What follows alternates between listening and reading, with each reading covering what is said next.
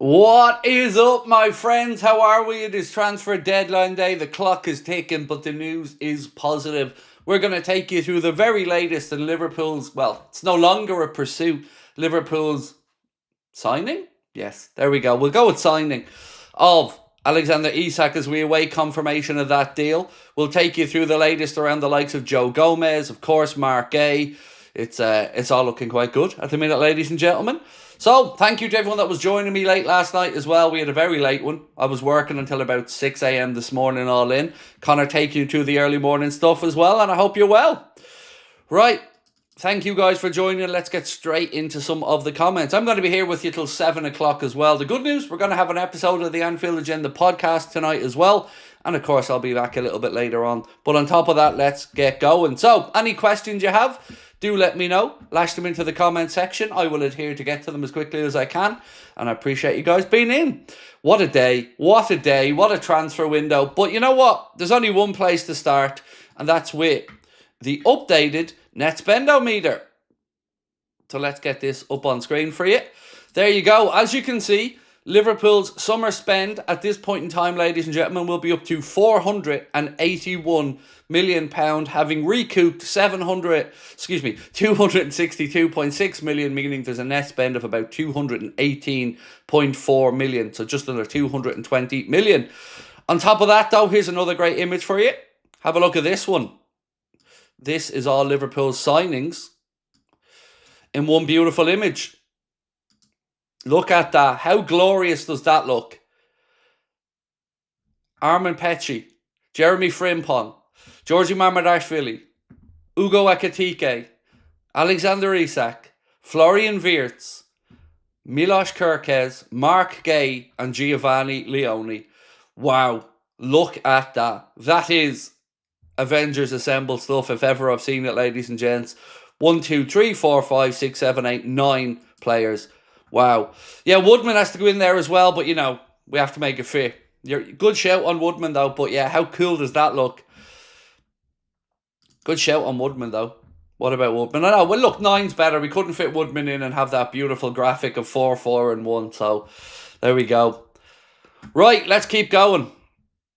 Let's take you through where we're at. So, the real late story of the day, of course, is Liverpool's agreement with Crystal Palace for that £35 million fee for Mark Guehi, plus a 10% sell-on clause. That is at the here we go, and he is currently undergoing his medical at this moment in London. So, that's where we're at on that one. Where are we at? What an amazing window, Craig. Can't believe it. Not used to spending like this, said Hayden. Absolutely, Hayden. Is Guehi already confirmed? Confirmed from the point of view that the fee is agreed and the medical's underway. So there's the full agreement with Palace, the medical's underway. So that much, yes, it's confirmed. But we still have to wait, of course, for the medical to be passed, the documents to be exchanged. But yes, we are where we want to be on it. Right, where are we at? Let me get through all these comments. Quick doors. 444 359. This one, Liz, first one. Told you so dance time. No, Liz, in all honesty, I don't want to do any I told you so's, because this has always just been about us having this moment together. And look, I'm glad that it all worked out as I said it was going to. And look, have I had a little fist pump behind the scenes? Yeah, I have. But it's not an I told you so time. It's a time to just celebrate what a window we've had as a club and for us all to share this moment together. I see Luke Edwards has gone in on the PIF today in an article he wrote for the Telegraph. Maybe he realised what I tried to warn him about all along, that he was playing a dangerous game by believing everything was being told to him. Right, let's keep going. Paul Donnelly. Where's the doubters now, Craig? Never doubted you. Thank you, Paul. But like I said, it doesn't matter to me. Like, you guys were in with us and I appreciate that. But I just want you guys to know one thing. That I don't take the relationship with you for granted. That I won't steer you in the wrong direction intentionally. And it's never my goal and never will try to lie to you. So if you guys know that, I'm happy. Adrian said, love letter to FSG, we love you and thank you. Hey, look, that's a good shout, mate. I've called for the owners to suspend and back the manager for years now. They have. Happy Craig. And yeah, thank you to FSG. Absolutely. Michael Edwards, Richard Hughes, the whole recruitment team, everybody that worked so tirelessly and hard all summer. Yeah, very, very grateful for it all as a Liverpool fan. Craig Bowen, how are we, dude? In Craig we trust. So it's a bit weird because normally this is the point in the stream where I'd be saying to you, we'll do a poll, do you think this or that happens? Well, there's a couple of late things that is nothing to do with me, but I'm going to read out to you because, well, it's in the media. So Matt Thielen said, don't shoot the messenger. Liverpool are assessing if they have time to negotiate and complete a deal for Morgan Rogers. Harvey Elliott's departure and green light from Aston Villa unlikely, but one to monitor. So again, Matt not saying it's happening, but Liverpool assessing it.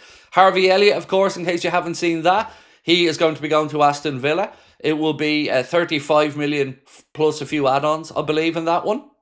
So that one is looking like it's going to happen. Like we mentioned yesterday, we were still waiting to see what happens with Harvey Elliott. Alexander Isak has now passed his medical. That's just dropped into my inbox. So we can confirm that one, everybody. He has now passed his medical, which, again, removes another potential barrier between where we're at and this getting done. So now it'll be external documents getting sorted out. He's already filmed his club media, so you don't need to worry about that one. That was done early. So, yeah, it's all coming together. Right, let's drop into the chat. Happy day at Anfield Agenda. It definitely is, Miles. Lovely to see you in, bro. Edwards and Hughes, 10 out of 10, said Paul Beer. Absolutely, sir. Joe Gomez staying. I really don't know as of yet what the situation is with Joe Gomez. I can't give you a definitive on that one yet, so I'm going to steer away from it. I didn't miss your super chat, Carlos. There's just about 15 there, bro. I haven't had a chance to get to yet, but I didn't miss it. I've only read out 2. And I haven't had a chance to work through them yet because I'm trying to keep up to date with what's happening with the transfers as well for the people who are tuning in. But don't worry, Carlos, man, I got your back. Patrick said, what a feckin' window. Ibu has serious competition. He does. Look, Mark Guehi is an incredible piece of business. I agree with Matt Thielen when he says that Matt Guehi is a £70 million player. We're getting him for 35 plus a 10% sell on. So, very good price. Rain said, what a day. Greedy hoping for Morgan Rogers. Look, I'm happy with where we are now. Anything that comes after this, any little Brucey bonuses at the end, dude, I'm absolutely over the moon with it. But you know what my favourite part of all this is? It's just seeing how happy you guys are. Because that's what this is about. These are the days I live for. I'm sure you guys do as fans as well. These are the days that I try to take mental snapshots of as we go through them. Because if I could bottle up the feeling we've had in the last 24 hours, I think I'd be a very wealthy man. It's been incredible, hasn't it? As fans, like, just to get the win against Arsenal yesterday and then everything fall into place as the day and the night went on. An absolute pleasure to be able to share those moments with you. Where are we at with that one? We've done Greedy. H. Burgess. Is this now a 10 out of 10 window? It has to be. It has to be. You know, we've done everything we needed to. We've kept by Chetic, which gives us an answer in the DM spot. So, yeah, look, I'm sure maybe there's people out there who feel one more position could have been fulfilled, and I appreciate that. But for me, I'm a very, very, very happy Liverpool fan right now, and we have no excuse to not go and have a really, really special next few years now. Corbin said, do you think we'll get a random unexpected signing? It's cutting it really, really, really close now. But what I can say to you is Liverpool, you probably know this already because I'm playing a bit of catch-up today. Liverpool already turned down the opportunity to sign Rafa Leao, which I mentioned to you guys previously, wasn't a player I don't think Arne Slot would want to bring in. But we had the chance to sign him from AC Milan and Liverpool decided against it because they only wanted Isak. When is the media on Isak coming out? Look, I can't say. I don't know the answer to that. But I would imagine we'll get it this evening. Because one other thing about Alexander Isak is he's flying off tonight to join up with Sweden. So he will, I'm sure, do what he needs to do with the club and then get up with the Swedish international squad. And I'm sure we'll get some info out. And yes, also on top of all of that, Eric Ten Hag, or Ten Lasso, has been sacked already. He has been sacked already, which is great news for Jarell Quansah because he doesn't have to be coached by that lad anymore. Chris Menzies said, Craig, you've been on the button with every signing. It's been nice to hear somebody report all the news. Honestly, thank you. Oh, that means a lot. That really does mean a lot. Because that's all I can promise you is honesty. You know, I can't say to you, that I'll know stuff on everything. I really won't, but I will always be honest. Anthony Brooks, thank you, sir. Dino the Lion. Hey, Craig, love the news updates. How's the family? Yeah, good. My daughter just literally got back in the door from Electric Picnic, a festival. She's only in the door and gone upstairs to get a bit of a nap. And I'm really happy and good. Thank you, my man. Tired. I'm not going to lie, guys. I'm absolutely wrecked. It's been a mad few days. Lola said, hey, Craig, I really appreciate your coverage of the window. My faith in you never wavered. Much love to you and your family. P.S. My initials are LFC. That's really cool, Lola. Nice, and thank you. That's really kind of you, Lola. Raekwon, you're so kind, mate. Mate, I don't deserve that level of kindness, but thank you. Really, really appreciate you. All the haters are quiet and kissing the ring now, Craig. This is the best transfer window I've ever seen in my adult life. I've criticised FSG heavily in real life and online, but that's because I've only wanted this club to act like a big club. Here we go. So I think, Raekwon, I think you've probably nailed how many of us have felt. Just wanting FSG to move like we're a big club. And they have done that now. So you're a man of your word and you've admitted that, you know, they've done some good here. I've done the same, you know, thanked them for a very good window. Because if we didn't, mate, you know, we'd be just haters, wouldn't we, at this point? So thank you, Raekwon. Appreciate you. Right, let's keep going. Adam said, think we need more. Only joking. What a window. Anthony Brooks said, somebody pinch me. Am I dreaming? You're not dreaming. This is happening, folks. Craig, we don't need the media. We have you. Look, don't put me up on some pedestal because I don't belong up there. Sometimes I hear some stuff. Sometimes I don't. Don't put me up there on a pedestal because I really don't belong there. I'm not the most well-connected person, but when I do get stuff, I tell you when I think it's credible. But I'm just happy that you guys are happy with the channel and you feel like you can trust us. That is a win, and that I'm forever grateful for. Shot by... I'm buzzing about Guehi more than Isak, the dream. So it's brilliant for me. Like, Mark Guehi, I agree with Matt Thielen. I think he is a £70 million defender. And we've gotten him for 35. And there is a 10% sell-on clause, but, you know, if he's good at Liverpool, I don't imagine he's going to be going anywhere. So that really won't come into effect unless he's shifted on. So, brilliant news. Have we got a confirmation on the length of his contract yet, actually? Sorry, I'm just trying to figure that one out. Yeah, so he's undergoing the medical as we speak. But yeah, I'm not sure. I know it's going to be a 6-year contract with Isak, just not sure with Guehi. See, people are guessing 5, 6. So I don't know the I don't know the answer, so I can't give it to you. But 5, 6 sounds about right, to be fair. Carlos, I told you I'd get there, dude. I promise you I'd get there. Craig, you sexy beast, what a day. Have a super stream. I love Liverpool. You never walk alone. Thank you, Carlos. Appreciate you, bro. Yeah, it's just been an incredible last 48 hours for us, hasn't it? Gay, Ornstein said 5. Ah, cool. Thank you, guys. So a couple of people in the chat there saying Ornstein said 5. Well, look, David would have a lot more information than I would on it. So let's go with Mr. Ornstein. Nola Eli as well said Ornstein said 5. Cool. Appreciate that. Everyone in the chat. And lots of people were telling me, to be fair. So thank you all for that. David Lindsay. How are we, mate? Welcome. Thank you. Move Like Jay said, forgive me, I'm still new to the Premier League football. I don't watch much football outside of Liverpool. How good is Isak and Mark Guehi? How good is it for us? I'm celebrating, but I don't know the context yet. So Isak is the best striker that was semi-available on the market in the world for us. And yes, he has some concerns around injuries on occasion, but he is going to be somebody that will take a huge portion of the responsibility for the goals that we're going to score. He is a huge difference maker. He can do it all. He can hold the line, he can run the line, he can run behind the line, he can do a link-up play, he can score with his feet, score with his head. He's a really, really good player. And he's another threat for Arne Slot to have. Now, Mark Guehi is a damn fine, solid centre-back. England international, right in his prime. They're two brilliant pieces of business. Now, of course, 125 million is a huge number. And that comes with its own pressures. But It's great news, mate. And no problem. It should be new to Prem football, dude. That's all good. I'm 3 years into my NFL fandom, so I get it. But any questions like that, Jay, please feel free to ask. As I said last night, here we go for Guehi, said Stefan. Nice one, bro. Thank you. Itachi said 10 out of 10 window, simply perfection. I'm so happy and I can't wait for the season. Also, thanks for all your work for the last weeks. Oh, it's my pleasure. Thank you. One more piece of news I can give you is Jayden Danns is staying for at least till January.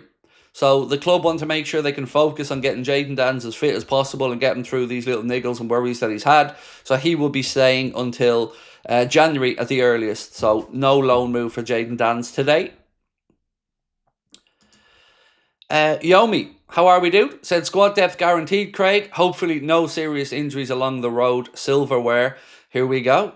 So, ladies and gentlemen of the chat, what are your predictions for the campaign? What do you expect? But yeah, actually, what do you expect now from this Liverpool squad this season? Because I'd go as far as to say now we are clear, outstanding favourites for the league. And I think it is perfectly understandable to expect us to go back-to-back at this point.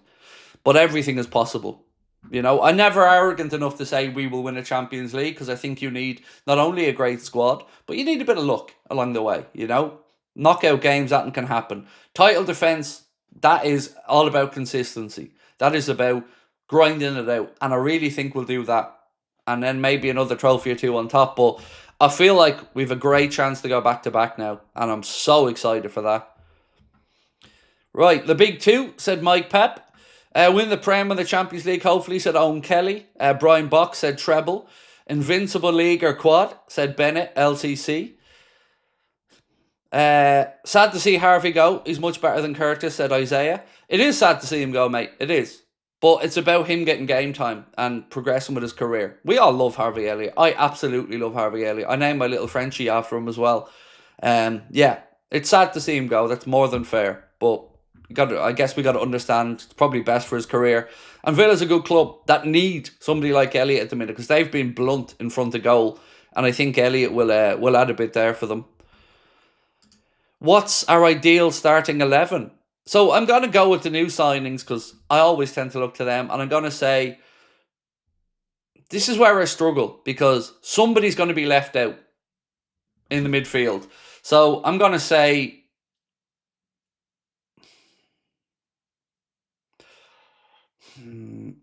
we stick with Szoboszlai at right back in my little 11 because I want to be able to get him in the squad. So let's say him at right back, Kirkes at left back. I'm still going to say Guehi and Van Dijk because I'm not going to go back on my word. That would be my pairing. And we've got him in, so I'm going to say Guehi and Van Dijk. Then Gravenberch, McAllister, Wirtz, Salah, Isak, Ekitike. That's my best guess. And yes, I've shoehorned in the new signings there because, you know, you'd like to. But I've left Frimpong out, so I feel dirty with that. Back three, said Gareth. Well, look, it's possible, Gareth, now. For the first time, I would say Liverpool can utilise a back three if the manager wants. But if Gomez moves on, I'd say that option's out the window because you need to have cover. So with a back three, you need 5 or 6 centre-backs. And we've got 5 as things stand. So, yeah, we could definitely do it this season with that personnel. Ronald said, is this the most ambitious transfer window ever from Liverpool? Oh, mate, I'd go as far as to say, certainly in English football history, maybe in European football as well. It's definitely the biggest transfer window in English football history for us, no doubt. You know, again, let's look at this image. Look at that. Just look at that. Like, that's just ridiculous. I'm leaving that up on screen because 1, I'm drinking coffee, and 2, look at that. That is just heaven. That is one hell of a summer window we're looking at there, ladies and gentlemen. Look at those assassins on the screen. It's incredible, isn't it? And we're adding that in to a Mohamed Salah, Alexis McAllister, Alisson Becker, Virgil van Dijk. Like, that's added into that. That is ridiculous. Stephen McGrew, how are you, sir?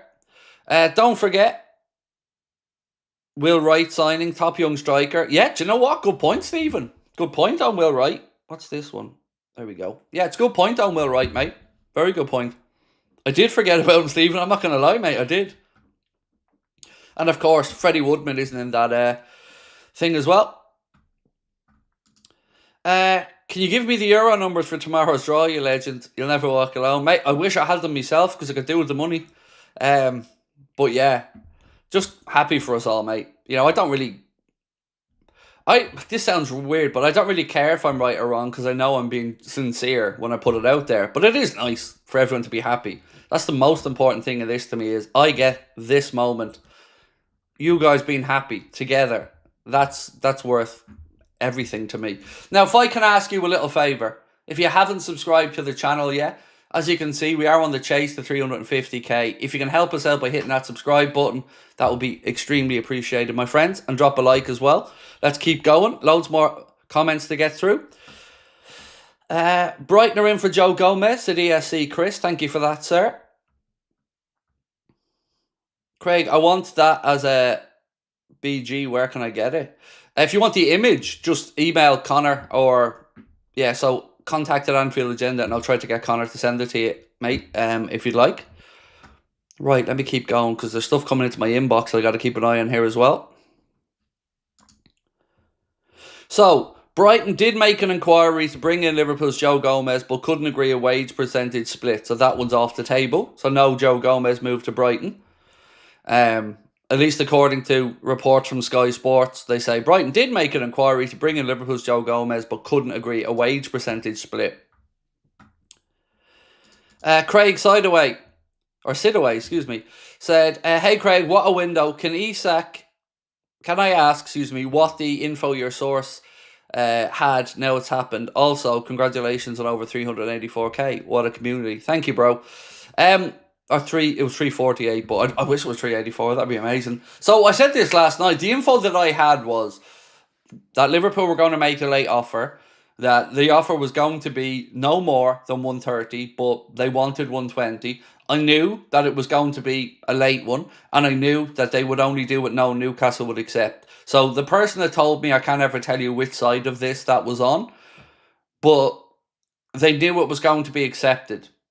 That much I can give you. And for me to know it was going to be accepted should give you a little indication of, one, what side I got this news from, and why I was even more surprised to have gotten the news. Because honestly, this is not somebody that I've had a relationship with before this. Didn't know the person from Adam. They got in contact with us, which really surprised me. So, yeah. That's why I was so confident with it. You know, if it was from the Liverpool side, which, again, I don't really have too many connections on, if it was from our side, I'd have been a bit more dubious because I wouldn't have known the Newcastle side of it. I wouldn't have known how it was going to be perceived and, so, yeah. Cheers to everyone.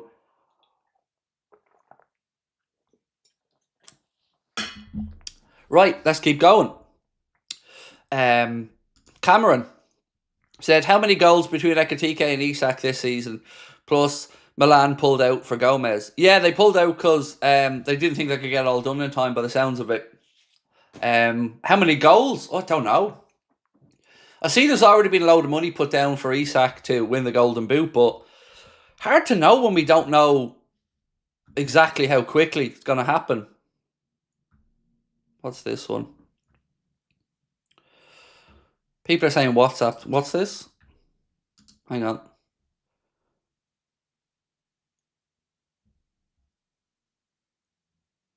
Oh, so Crystal Palace deal to sign Igor is off. Just got that. So exclusive deal off with Crystal Palace working on defensive signings.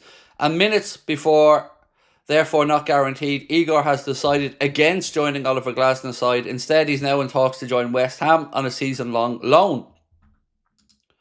So what that means, if anything for Mark Guehi, we'll have to wait and see. I don't know.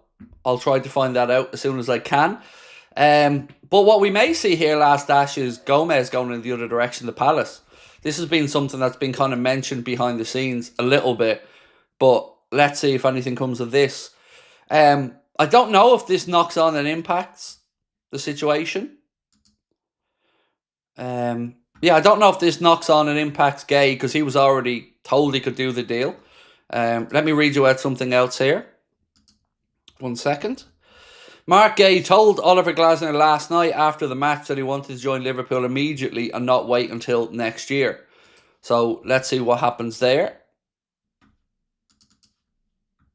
So I'm not aware of anything changing for Mark Guehi, by the way. Just a bit of problems there for Crystal Palace. Done that one.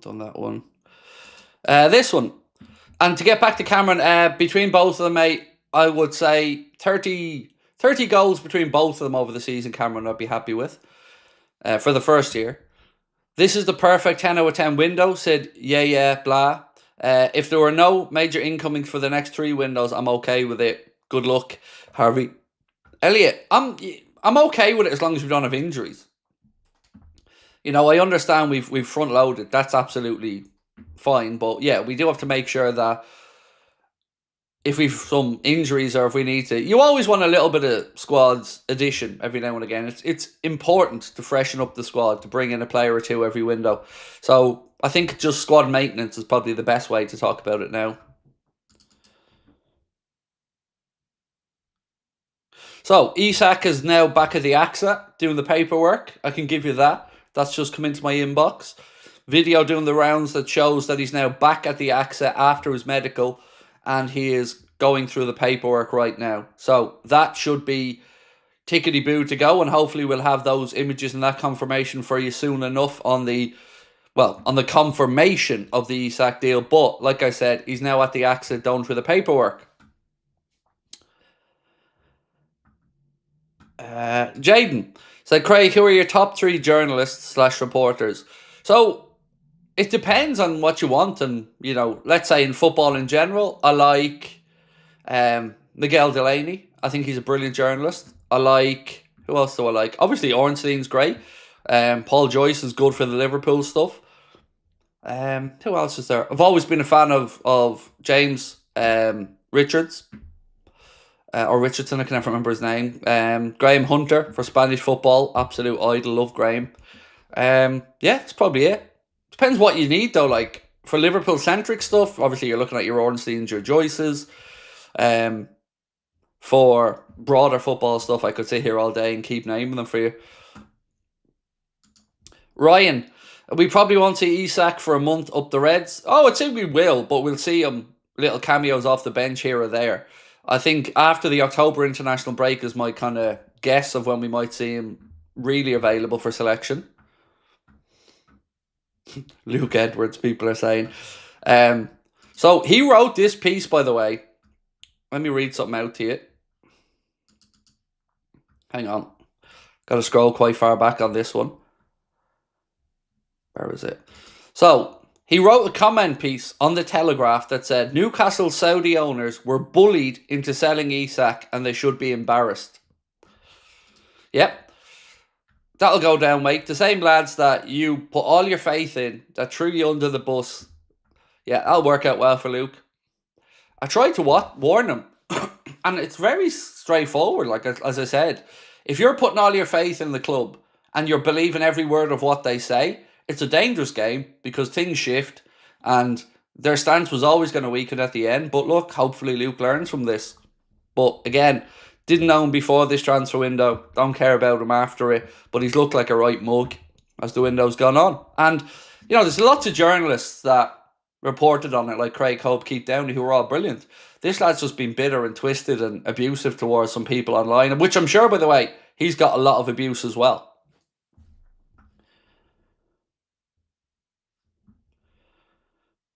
Right.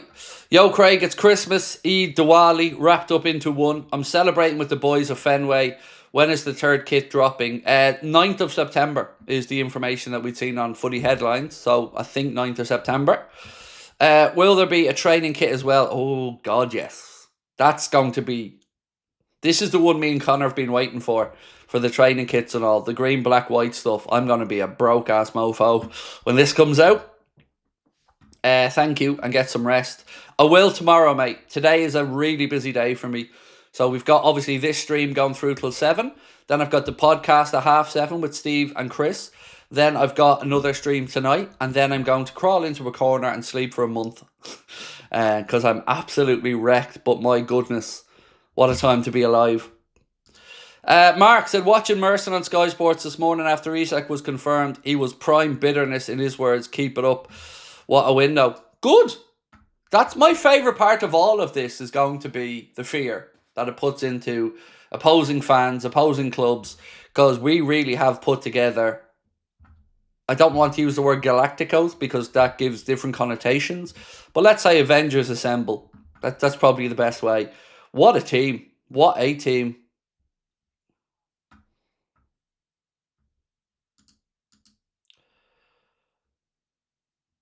So, now we've got some news that Mark Guehi to Liverpool saga not over yet.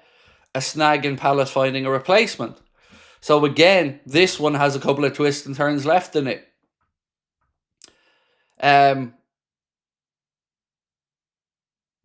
Yeah, we'll keep you right up to date on this one. My guess, and this is a guess, so please don't take this as news, would be there could be some talk of Gomez going on loan in the opposite direction, but let's wait and see. But again, nothing confirmed yet, but certainly a snag from the Palace's side, so we'll have to wait and see how that one goes.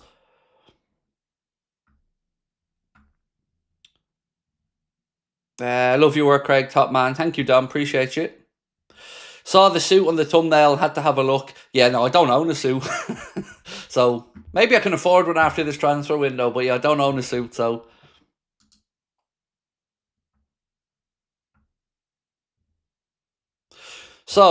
the Igor news broke after Mark Guehi had completed his medical. So Mark Guehi's already done his Liverpool medical. So let's see how this one goes.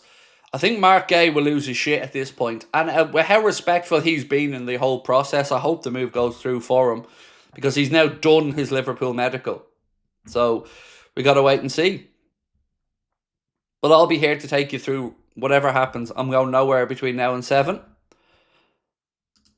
David, always lovely to see you, bro. Was it Bahamas or Barbados, David? I can't remember where you were. But either way, hope you're having a good one. David, thank you so much, mate. You're very, very, very, very kind.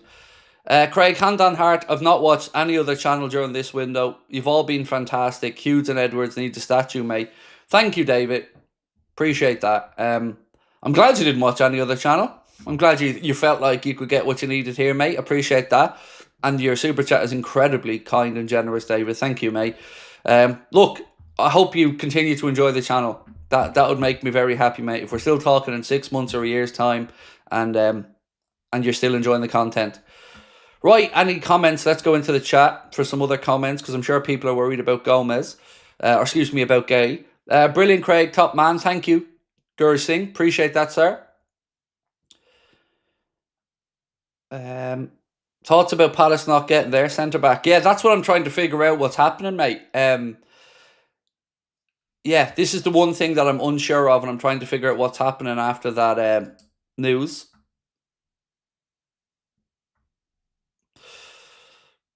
So, Mr. Walcroft, you don't call anybody in my chat an idiot, mate.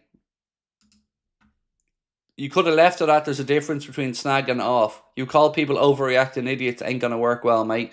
My chat deserve respect, thank you.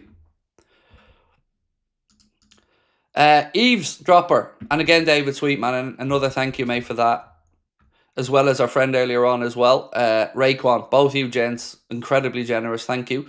Eavesdropper said, Verts then Frimpong, happy days, Kirkes Hugo, happy days, Leone Guehi, happy days, with Isak through, Mamardashvili too, we're always going to win the league. These days are ours, share them with me, oh happy days. I'm old enough to remember, dude. I grew up watching the Fonz. Definitely old enough to remember happy days. Goodbye, grey skies. Hello, blue. Nothing can hold me when I hold you. Feel so right. It can't be wrong. Rocking and rolling all week long.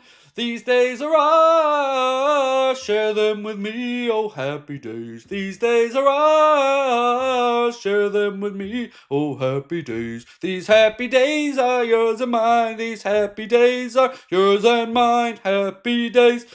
I think you can see I had a very misspent youth. The gay deal isn't off splits, so again, can we stop with the lies? So you're getting banned for lying. Anybody who wants to lie to my chat can get the fuck in the bin. The gay deal has hit a snag because Palace are looking for a replacement, but there's no off. He's already done his medical, so can we stop lying to people?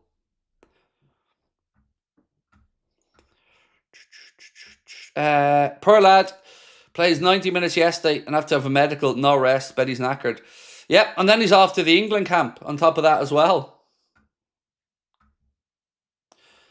Soft kitty, warm kitty, little ball of fur. How many of you had that in your head last night? Because I still had it in my head going to sleep. Right, let's keep going. What you had to deal with has been over the top, mate. Love to you and your family, from my family to yours. Thank you. Top fan in London, Canada. Thank you, Ken. Yeah, it's been nuts, mate.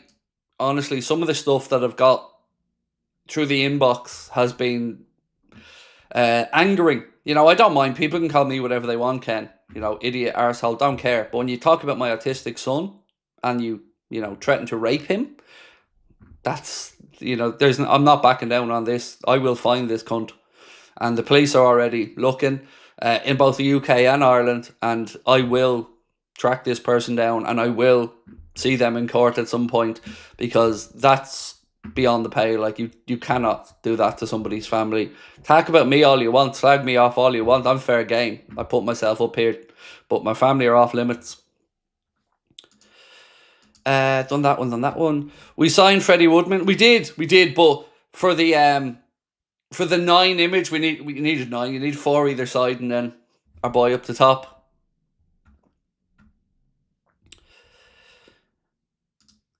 Will said, "Hey Craig, just back from holiday and I've got to applaud FSG on this window. I've been a big critic of them, but they have shut me up." Same with me. Yeah, absolutely. Like, if we didn't admit that they've been good in this window, you know, we'd have agendas, mate. And I'm delighted.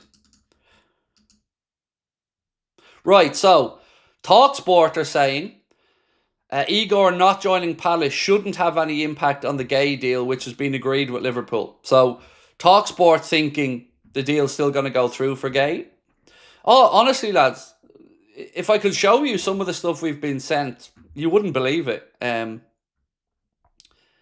You know, all over a bit of football, like, it's mental. Even the venue for our live shows have had death threats, bomb threats, counter-terror in the UK have been reporting on it and looking into it. Honestly, I couldn't believe it, like, over football. It's mad. But I'll still be in Liverpool doing my show, as I promised, because these fuckers aren't winning, ever. Nobody's scaring or trying to threaten me into not doing a show. I'll be there.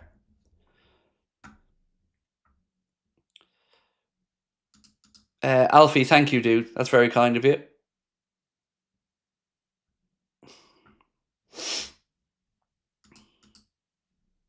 Let me just remove a comment before I accidentally read it out. Bear with me. Sorry, folks. I'm just trying to remove.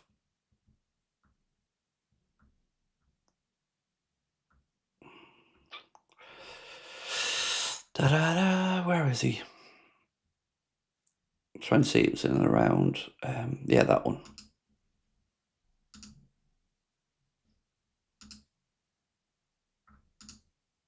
Sweet. Right, sorry, let's move on. Ryan. Hi, Craig. If you went back in time and told yourself that this window would be, you'd probably laugh. Laugh, mate. I'd call myself deluded if I thought this window was going to happen. If somebody made a video, or if I made a video saying all this was going to happen 6 months ago, I'd unsubscribe to me and think I was off me rocker. But it's happened. It's real. It's incredible. Totes Emoji Vibes. Love that name of your account, dude. Totes Emoji Vibes. That defo feels for where we're at today. So, Craig, I hope you and yours are well. Not bothered watching Skies. They're half an hour late with news. Tuned into you. Keith, a dub in Canada. Appreciate you, Keith. And love that account name. Really, really made me smile, mate. Thank you. Sadish Edwards said, Isak passed his medical. And what did the source tell since we've completed our window? Love you, Craig. I've already talked about it, although you've probably heard because I'm catching up on the super chats. The source that I had said that, you know, Newcastle were going to accept it at certain numbers. Liverpool were coming forward with the offer. It would be a late one, but I didn't know exactly when, which is why I kept saying I was hoping it would have been by now. But look, there were moments in the Isak saga and in the Wirtz saga in particular that really had me sweating. Even though I was happy with my information, happy where it came from, it's football. And you don't mind if you get, let's say, a mediocre transfer and something changes and I'm proved wrong on something. That happens. Like, it happened with Bellingham. And I'm still hearing about it 2.5 years later. Because that's the only thing that these lads have to hold against me. But it's football. And when you're in the big ones, like 2 British transfer records, you're hoping that you don't lead people down the wrong path because these are huge moments. So I didn't really feel relief on any other of them. And Frimpong, Kirkes, I was kind of meh. It is what it is. But those two defo gave me some sleepless nights. Just wanting them done because you want this moment. Like, you want to share this with your fellow fans and you want to, you know, celebrate what's been truly incredible. So yeah, they're the moments that worry me in these. Stargirl said, thanks for your brilliant updates. Did you sleep well last night after everything? I've only just got in. So I was working until about 6. I was streaming till I think close to 2. Then I had some behind the scenes stuff and notes to catch up on. Then I was checking in on some other deals. Then I got to sleep at about 7, up to bed at 6, asleep by about 7. And then I was back up at 2. So bits of sleep, yeah. Looking forward to hearing all the news. Thank you, Stargirl. Carl Walsh said, what a window, 10 out of 10. Can't wait for our next game. This is the best window ever. As a Liverpool fan, I've never seen a window like this. It's been incredible. It's been an incredible window. But you know what? Let's not forget that result yesterday as well in the midst of all this, because that was a really important result. To beat Arsenal 1-0 and defend the way we did as well, I thought it's incredible.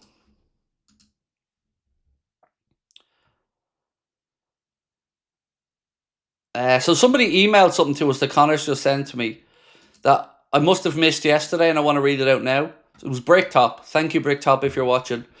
Said, thank you for sticking with the channel, mate. You help people who struggle with mental health, sometimes to the detriment of your own. The word for people like you is hero. Times like this are golden. That's so kind, Bricktop. Look, I'm a normal fella, mate, like I said, and all I ever ask for is for people to be respectful to each other. That's it. People jump into my chat and go, this dickhead bans people who disagree with him. No, I don't. Absolutely don't. Anybody can disagree with me all they want, respectfully. Disagree with me like an asshole and you're gone. And I'll never apologise for that. Respect as human beings to each other should be a minimum standard, because you all deserve it. I'll always try to give it to you. So anybody that comes in, and that really winds me up because I see it all the time. Oh, this lad just can't take anyone disagreeing with him. Not true. Disagree with me respectfully and make your point and we'll talk all day. Treat me like an asshole and bye-bye. Triller said, is Guehi all good? The response, mate, that I got a few minutes ago was... sorry,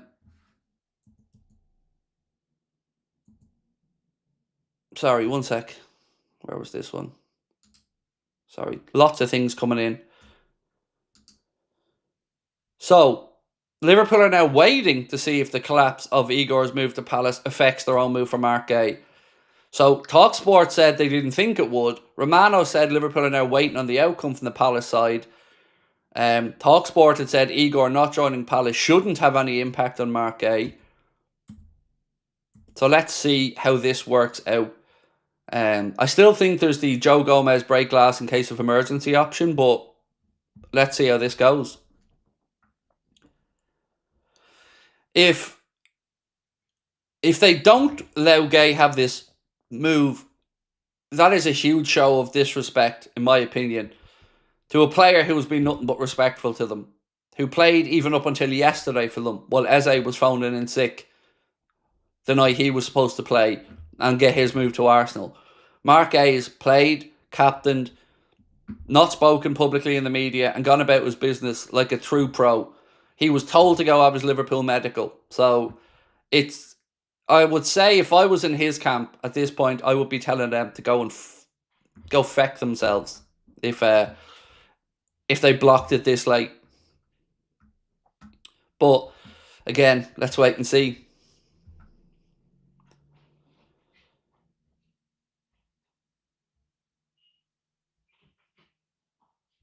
Harbinger Singh, thank you, sir, for your kind words. No, Jared, the Guehi deal is not done yet. No, don't. It's not off. It's not done. He's had his medical and he's passed it. But Crystal Palace have just had a centre-back option drop out for them, and we're all waiting to see if or how this affects us. So nobody at this moment in time knows exactly what's happened. Either side. No good, no bad. People just don't know at the minute. Rob Dorset of Sky has said Crystal Palace have not called back Mark Guehi from his medical. They're looking for alternatives. So they're still looking to get somebody in late doors. Right, let's keep going. What number do we reckon Mark Guehi will want? Oh God, that's a really good question, Alex. I don't even know what numbers are still available, mate, to be honest with you. I haven't really kept up to date with all of. Obviously, we want Isak taking the 9, but not sure on the Mark Guehi one. Coutinho money now gone, Craig, said Crispy Dippers. Finally, but not to worry, we still have the Jordan Ibe money left to dip into.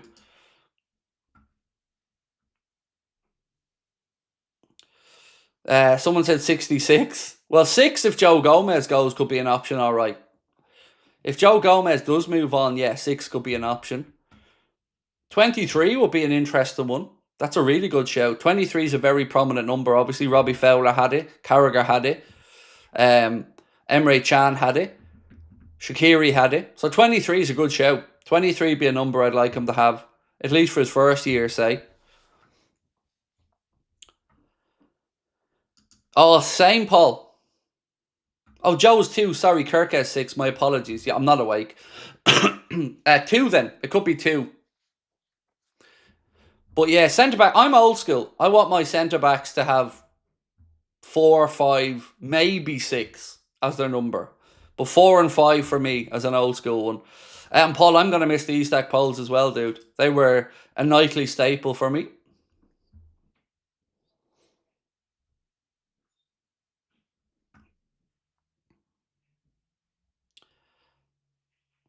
When does the window close? 7 p.m, Max. 7 p.m, mate. More coffee. I don't know. Is my wife home? No, my wife's not home, so there'll be no more coffee, yeah.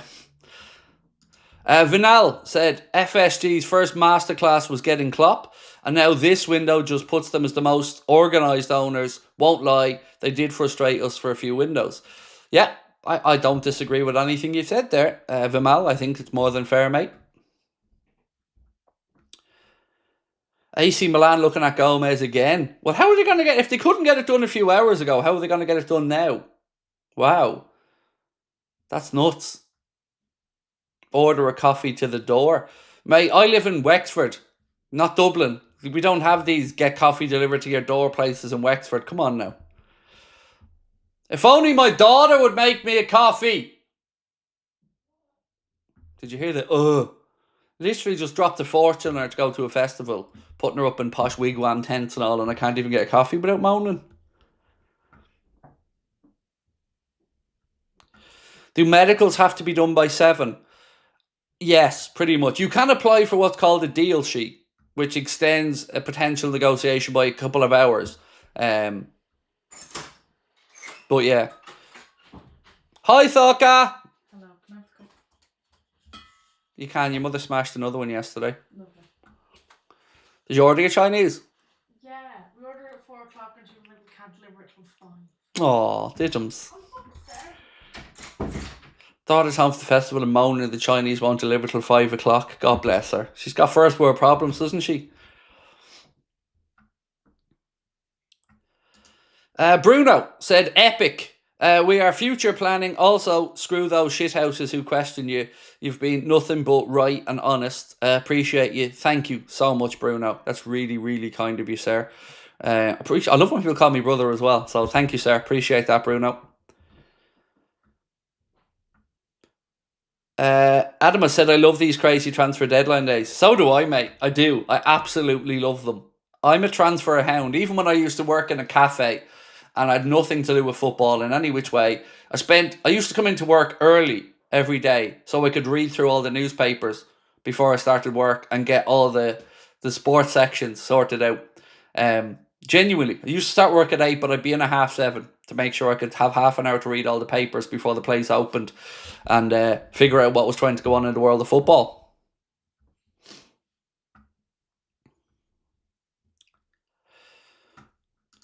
Jason, Irish Red, said, Craig, I won't lie, I was a doubter, and I'm sorry.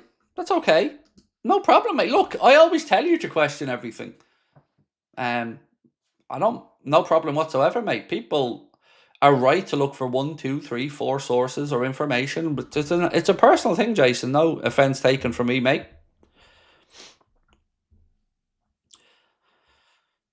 Right, I'm reading through the normal. Craig, when do you think Isak will be announced? Alfie, I'm hoping when I'm live, dude. So, we have till 7 when the window shuts. Isak also has to get on a plane tonight and get over to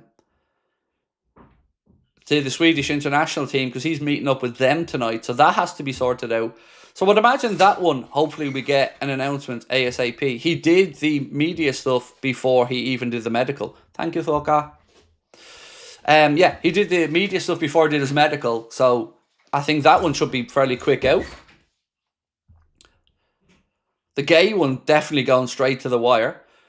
Concerned on the Guehi news? Well, yeah, look, the reason I am concerned about it is because I don't have inside information on the Mark Guehi situation. I don't have somebody I can pick up my phone and go, mate, what's happening? And I was honest about that all the way through. So I'm a little bit nervous on it, absolutely. I just, more than anything, and I mean this sincerely, I feel for Mark Guehi right now. Because, we'll all have our say on the Isaks of this world, the Johan Visas of this world. But Mark Guehi was a model pro all the way through this. So I hope he gets his move.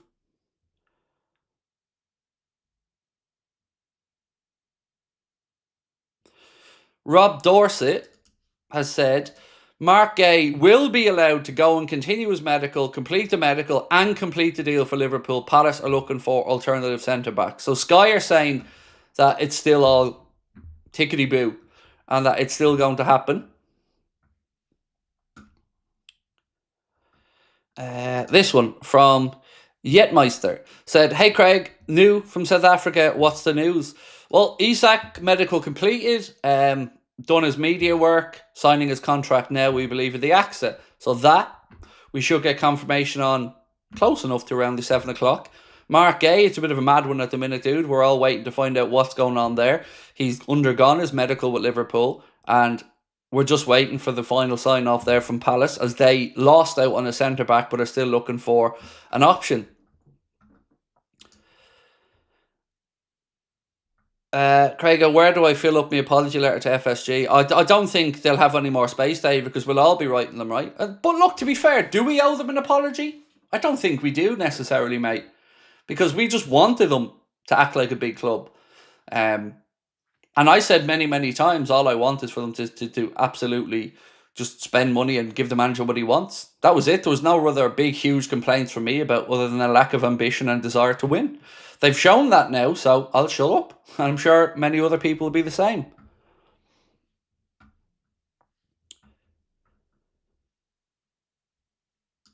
Dave, yes, sir. Happy I don't have to deal with Newcastle and their fans anymore. On the contrary, Palace fans have been elite, really decent, but Newcastle, sheesh.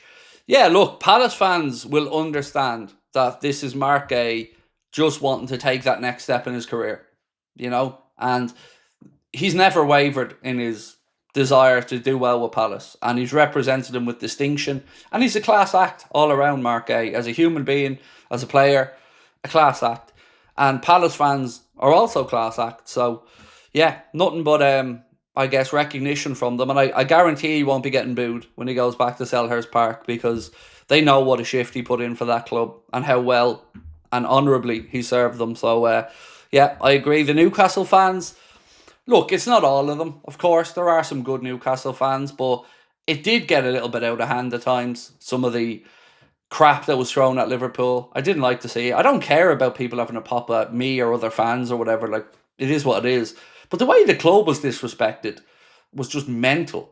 And like I said, this talk of 110 million being an insult, where 125 got it done, what is it, 10, 11? I think I said 8% last night because I was knackered. I think it's like 10 or 11%, something like that. From insult to getting it done. The whole narrative was just anti-Liverpool, and it was nonsense. Really pleased for Dom. You could play him right midfield like Gerrard did when Salah goes to the AFCON. He is quite capable of doing that. Dominic Szoboszlai is our player of the season so far, without a doubt. Yeah, without a doubt. Sorry, I'm flying back through.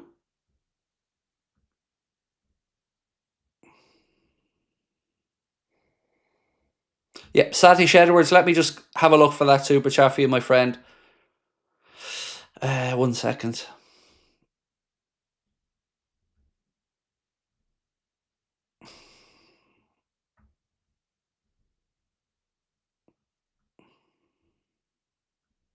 Sorry, Satish Edwards, my apologies.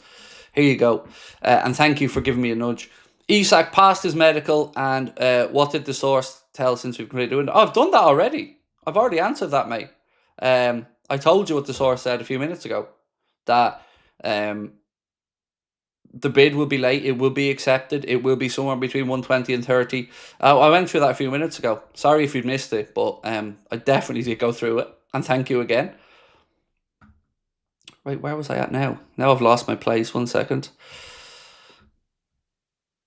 I've done one. Yeah, cool. This one. Blighty said, does Canade sign a new contract with Guehi joining? Yeah, I'll ask that as a poll, mate. Seems as good a poll as any.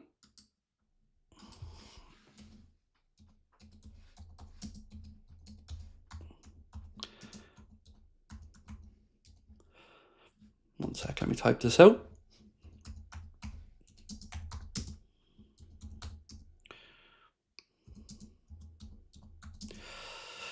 Oh.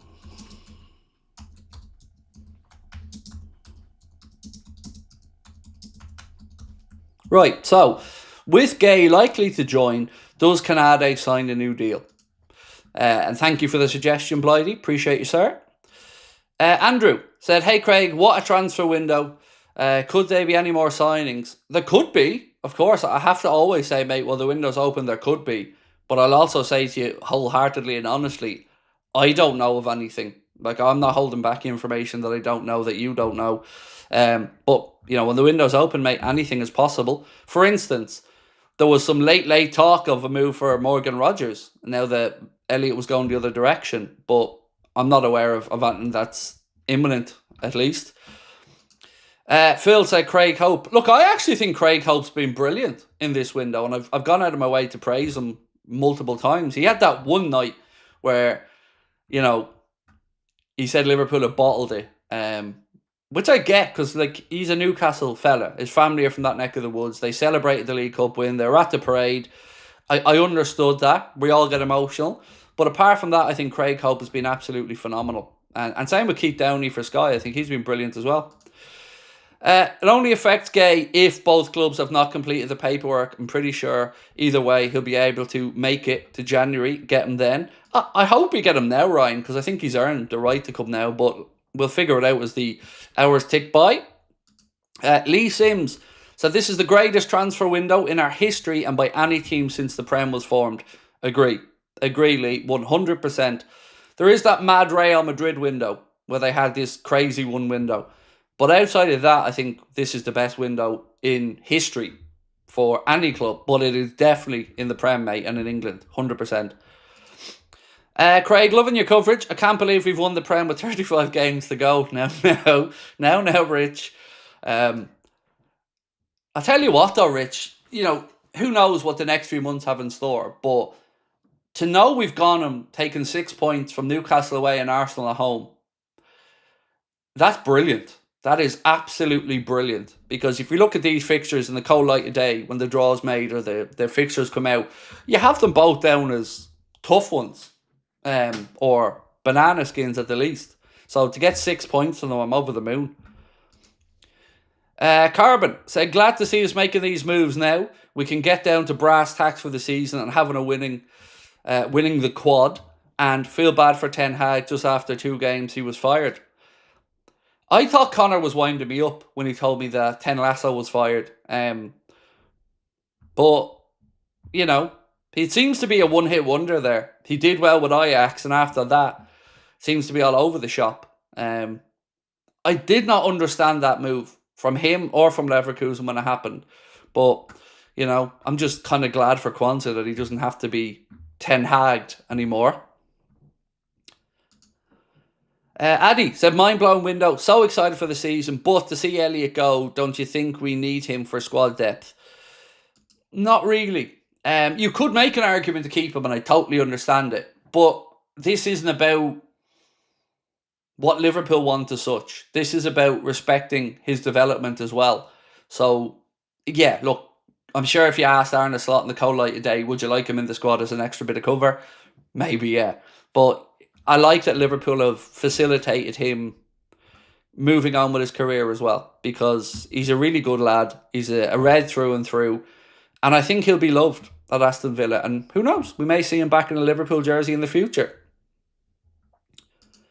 Aaron, how's it going, Craig? Assuming Gomez gets sold, what's the net spend for the window?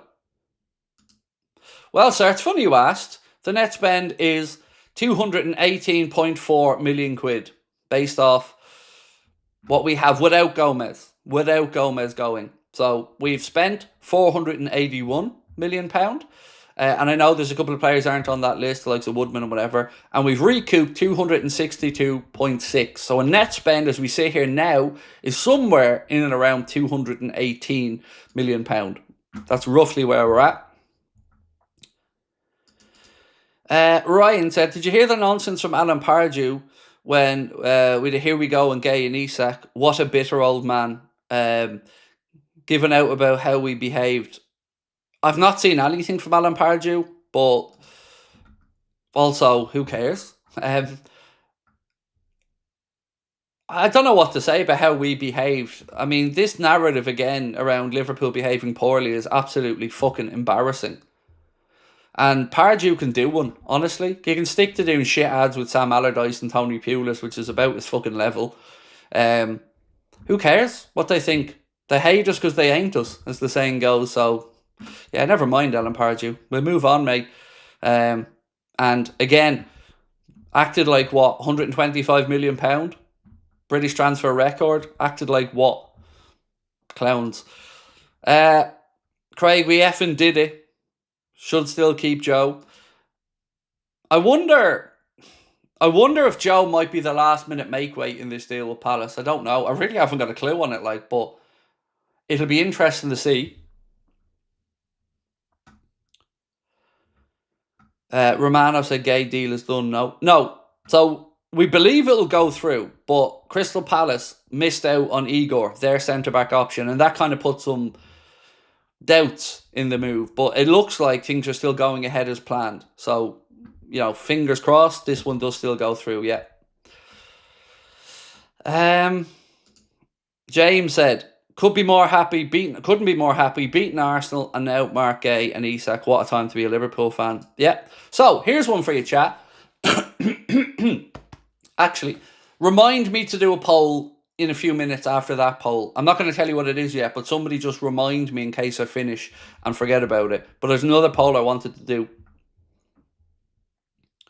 Jason Singer said, crazed Red Sox fans here in the US. While I'm ecstatic at this window, my brother is outraged that FSG is spending big on Liverpool, not on socks. But here's what I don't understand, Jason. And I don't mean to disrespect your brother, of course, mate. I don't know him. But surely they have to understand that they're not correlated in any way, shape, or form. The money that Liverpool are spending is Liverpool FC money, not FSG money. They're the owners, of course, but it's not FSG money. It's Liverpool money. And the money they spend on the Red Sox, and I have absolutely no idea what their finances are, is Red Sox money. And whatever they generate. So I don't understand it. Now, you can talk about focus, maybe, and I get that, Jason. Maybe he feels too much focus is beyond Liverpool. But I don't follow baseball, so I really don't know, mate. But I can promise you the money they're spending is Liverpool FC money. What number will Guehi wear? Said Jaden. I don't know, dude. I don't know. We were trying to figure that one out earlier on. Depends. Maybe if Gomez goes 2, could be available. 23 is probably my favourite shout I've seen so far. Toko, how are we, sir? Greetings, my friend. I hate Igor.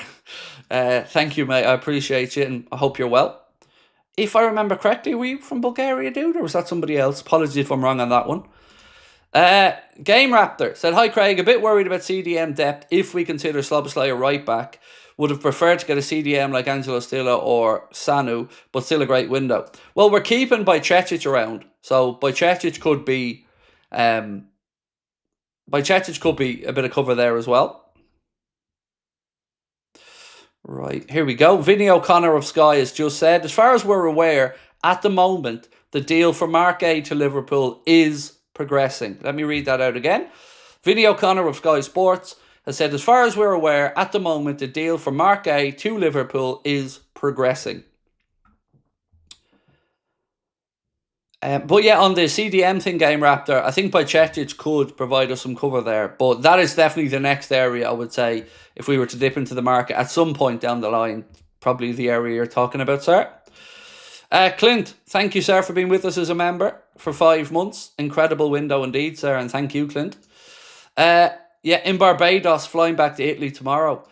Nice, David, nice. I'm glad you're having a good one. Steve was just actually over in Barbados, or the Bahamas. I think it was Barbados. I'll ask him on the podcast later. Attacking someone's kids is the lowest of the low. Hope you find the scumbag and throw the book at them. Yeah, especially an autistic child, mate. We're not just talking about normal kid. We're talking about an autistic child. Talking about things I don't even want to say out loud, mate, because it just makes my blood boil. But thank you, Gary. And I agree. Absolute lowlife. Like, throw crap at me all you want. I'm fair game. AR9, thank you, sir. Appreciate that. Very kind. Gandalf the Red. Craig, wanted to thank you for the wonderful insights and entertainment over the past few months. New to Anfield Agenda, and you have me for life. All the best, my friend. Well, that, sir, means a lot. Because I hope when the window does close, that in the quieter times, you guys are still here with us as well, having a bit of fun. And we won't be stopping over the international break. We're going to keep going. I'm going to take the weekend off next weekend. Not this weekend, next weekend. But apart from that, we're going to be all systems go. Full steam ahead. And thank you, Gandalf. Appreciate that. When you've got wizards thanking you, life's not too bad. Right, do keep hitting that subscribe button for me though, folks. If there is one favour I will ask of you, it is to hit that subscribe button. Harvey Elliott to Villa, you think that's likely? Yes, it's looking very likely. They need something, a spark. They've been blunt, to say the least. What's this one? Looks like Gianluigi Donnarumma has signed for Manchester City, by the way. That one coming through there now. Wardy wants me to sing it. You've said that a few times, Wardy, and you've been patient, so I will sing it for you, sir. Gimme a striker from Sweden. Me and old Wardy, we don't give a fuck. There you go. I hope that was worth the wait, sir. Got your name into the song as well. Anyway, let's keep going. Almost 10 said, watching for years and finally creating an account to subscribe. Thank you for your commitment.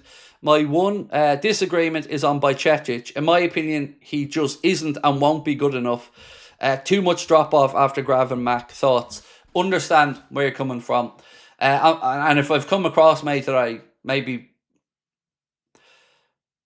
assumed or spoken in a way that I think he is on the same level, I don't. I agree with you. The drop-off is still there. But what I'm saying is I think he could be built up and coached into a good, adequate cover there. But he's not there yet. He still has some injury concerns to work through as well. But I really appreciate you going out of your way to make that account, to send such a kind comment as well, mate. Thank you very much. But I do agree with you. But I really do like Stefan as well. So maybe I am a little bit... I have the blinkers on a little bit there. Right, Logan Toon said, always felt like part of something here. Great to see the community you've built grow. F the idiots who tried to ruin it. Much love as always. Thank you. So there's a couple of things I'm really proud of. The community, of course. But introducing, and I'm not taking, like, I invented this, but to get to see people use the phrase much love more often, even in emails I get and stuff, that makes me smile, because that's kind of, I'm not saying it's only my thing, but it's been my thing in life, and I've never known why I've said it. I don't know. My parents didn't pass it down to me. It wasn't something we spoke about with my mates. That just phrase, much love, just, I don't know, it just feels something, it always felt natural to me, but thank you. Door! Sorry, somebody's at the door.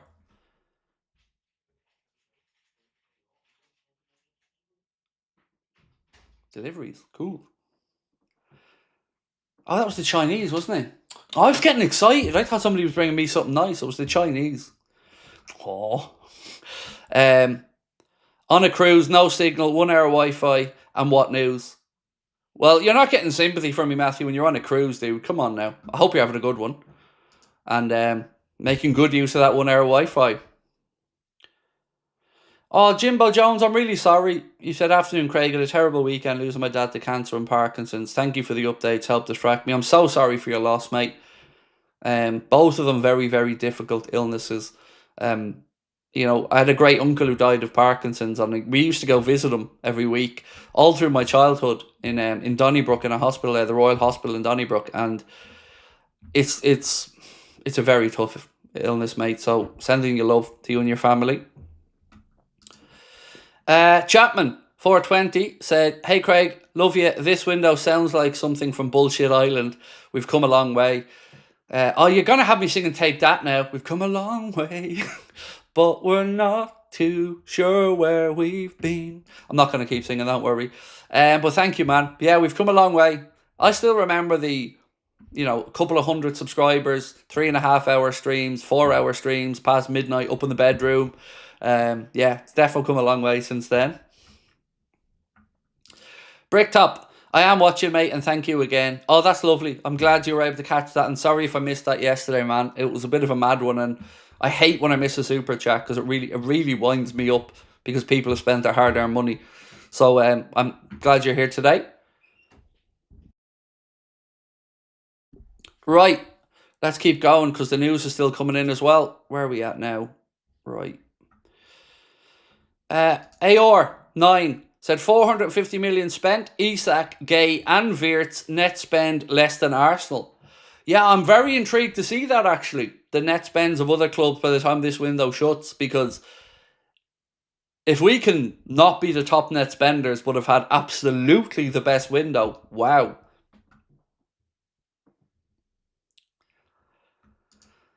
Chelsea, how are we, my friend? Nice to see you. All the way in America, by the looks of it. Thank you so much. The amount of energy people waste on threats and BS is beyond frustrating. It should be used for improving our community. I'm so sorry to you and your family.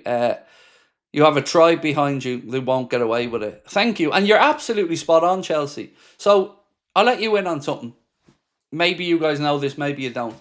So when I lost my dad at 21, he drank himself to death. And I went into a really dark place after that. I was kind of estranged from my mum to an extent. We didn't speak. She kicked me. Like, here's a little backstory. When my dad died, my mum got the police to boot me out of the house because I was staying there looking after my dad. They were separated.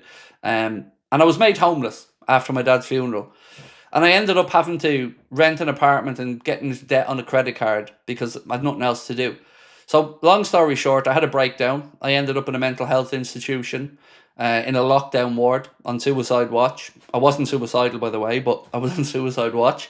And I ended up at rock bottom. Ended up in a load of debt and had no way out. Had no future, had nothing. But I did have one thing. My wife. and she never moved.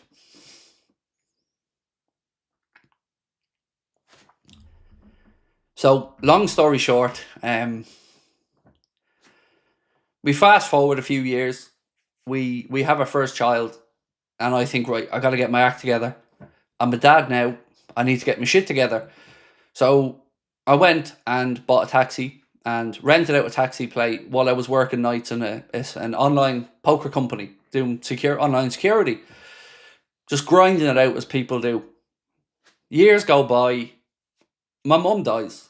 She kills herself. Suicide. I get booted out of my inheritance as an only child. I had 450 grand taken out from under me and is now with people my dad have never met and their families. And I have nothing but my wife. So I started a Twitter account to interact with Liverpool fans, which was really cool. And that was going really well. And then I started writing articles for Anfield Index. And then we started a podcast. And that was cool because it kept me distracted when I was really, really lonely and isolated. So that gave me a little bit of a purpose. Then Connor said one day, just kind of out of the blue, let's go onto YouTube and let's start a YouTube channel. And I said, mate, I'm 35. I don't know anything about YouTube. I don't even watch it. I don't watch football content on there. I don't know anything about it. And he said, I think you'll suit it, so give it a go. So we gave it a go and we started doing 3.5, 4 hour streams in the bedroom with a fake wall behind us there. And it kind of snowballed. And then we were sitting in Liverpool Airport. We went over to a game, and me and Connor were sitting in Liverpool Airport having a coffee. And don't know how the conversation went this way, but we said, I think we should come up with a name, a channel name that says something about Anfield. And we're like, right, Anfield Agenda. We got to that point, and Connor scribbled it down on a napkin, which he still has. And we started the social media accounts out there, and then he got a couple, I got a couple, and we got the username sorted out and all. So then fast forward a few years, the channel starts to bring in small bits of income as it grows. And Connor went full-time first, which we were able to do because so we moved on. And now, look, long story short, through all the trials, tribulations, ups, downs, this has been the constant and my wife. And now look at us. So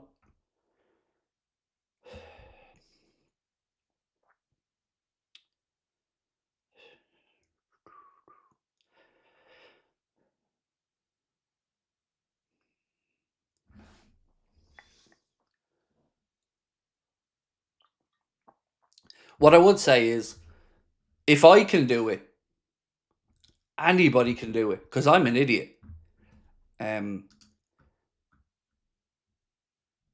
Yeah, so if I can do it and get to this point, anybody can do it. Which is why I'm so adamant on respect, which is why I'm so adamant on love and kindness to each other, because you rescued me. So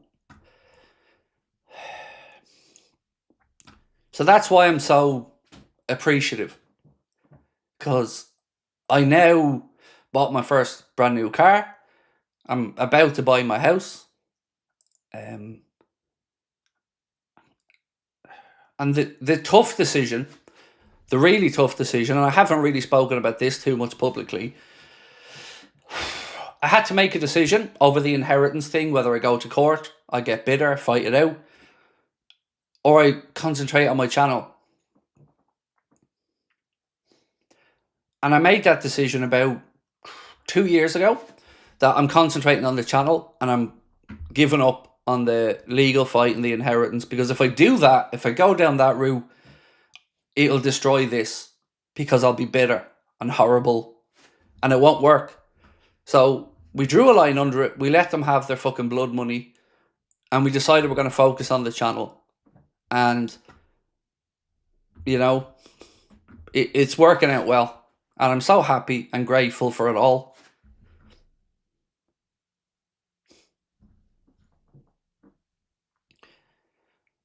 Yeah. it's been a journey and a half, but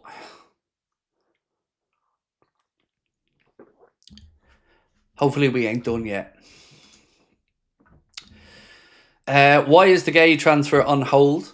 It's because Crystal Palace had a bit of trouble with one of their guys behind the scenes, and they've lost out on Igor, who's going to go to West Ham, and it's just put the kibosh on it a little bit. Sten Stevenson on loan to Palace. Do you know what? I don't even know where Stevenson is at this point. I haven't. There's so much I haven't been able to keep track of because I've been so laser focused. But I think there will be a way found that we can get Palace a centre back.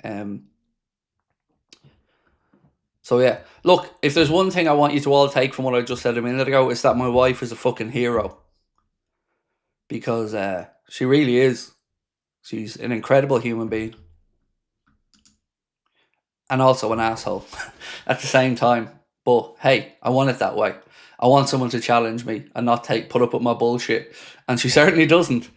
Right. Well done for all your hard work. Saw the stream last night with the Isak news broke. The fist pumps from you and unbridled joy was great to witness. One for the memory palace for sure. Definitely. These are the moments, like, you might get a handful of these days during the whole thing where you get this unity. And that's what really excites me the most about it is there's not many things that make all of us agree as a fan base, right? We all have opinions and we all have differences in what we like and what we don't like. But days like last night and today, where we're all just fucking ecstatic, there's no money you can put on that. Like, that's a put it in a bottle, put it in the memory bank, and remember why you do it. Days like that, I love it so much. Got a bit nervous now after the news about Guehi. Yeah, I can understand that, but it is football and we always have to keep this in mind. All the best wishes and intent in the world. It's mental, man. Football, things can happen like that, and it can be out of your control at times. But we're not giving up on the Guehi thing. It's still trending in the right direction. Borrow Bad Eye said, one last Isak poll. Oh, shit, yeah, I did ask about a poll, didn't I? Right. Thank you for reminding me of that, because I did say to remind me about another poll as well. So we asked, with Guehi likely to join, does Canada get a new deal? And it's 52% yes, 48% no. So, here's the one I want to ask you. Let's ask this. I want to write it out and then I'll explain it to you. So bear with me.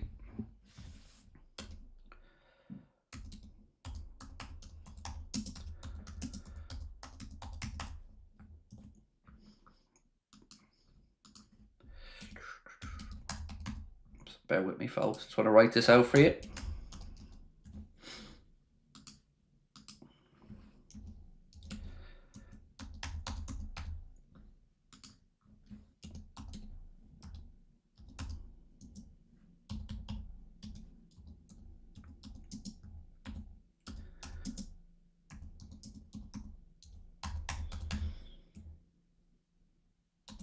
Okay, so biggest wow signing, is it Isak, Wirtz, Ekitike, or Guehi if he's completed?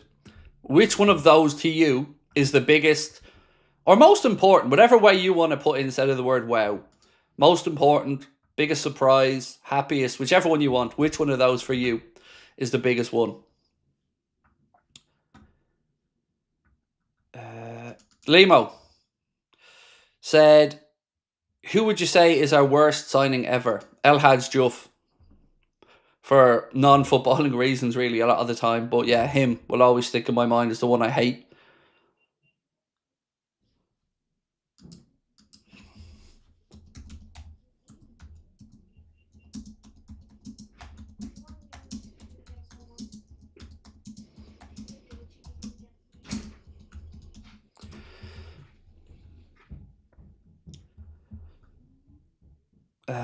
Done that. How high is your bet that Isak gets the number 9? I don't have a bet on it, but I don't see how he could have any other number than number 9 at this point. Ryan said, love the channel, Craig. What a window. Dreamed I was on last year. FSG building a dynasty. Now they are incredible. Hats off to FSG, said Ryan. Yep, they deserve credit. 100%. Ryan HD said, will Rio get game time if Ekatike moves to the left? Yes, but if we're being really honest, Rio's development should have been a slow burner this year anyway, because it's about doing it at the right times and not out of a necessity, if you get me. So I think that development is still there, and that's why we didn't bring in another winger. Now, Brian and Carl and a few others who I haven't got to yet. Barry, I know I've been flying through to get to these ones, but Brian, my friend, thank you so much, as always. Well done, my friend. Your honesty and integrity are unmatched amongst your peers. Much love to you and your beautiful family. Thank you. And I can't wait to meet up with yourself, Vern, Laurie, attend the United game in October, Brian, and have a bit of fun and spend the weekend in Liverpool. You've always been an incredible friend, support with the channel, mate. Thank you so much. Really. I always feel like I should say and do more in these moments, but thank you so much. Paj. Preferred Konchesky, Poulsen and Jovanovic in 2010. Oh, mate, those days were nuts. Absolutely nuts. Kai is next up. And again, mate, wow. Thank you. So I know there's people super chats I haven't got to, but I'm literally working through one by one on the list. I have them all open in a big thing in front of me, and I'm working through them. And Kai, thank you, mate. What a transfer window. Can't wait for the rest of the season. Great work by you and Connor all summer. Keep it up. Means a lot, mate. And your generosity is absolutely astounding. Same with Barry, same with Brian, same with others. I cannot believe how kind you are. Thank you. Thank you, Kai. Guimaraes next summer. Don't be getting too greedy. Do you know what, though? I was very impressed with Bruno Guimaraes when we did play against Newcastle. I always underrate that guy. I always do.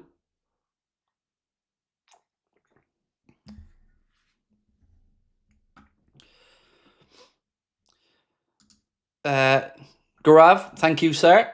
Appreciate you. Nikhil.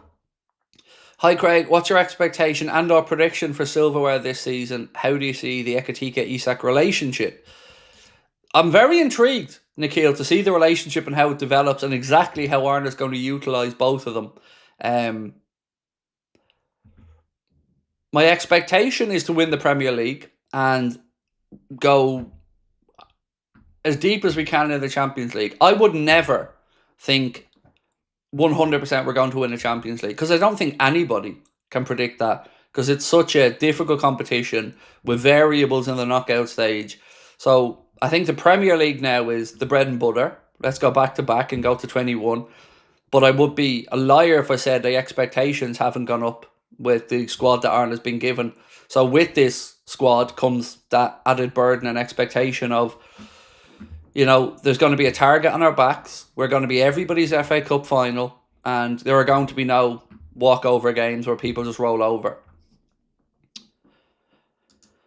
LFC have played a blinder here. 10 out of 10 window, said CJ plays golf. You've clearly got some good sources. Got everything right this window. Love from Scotland.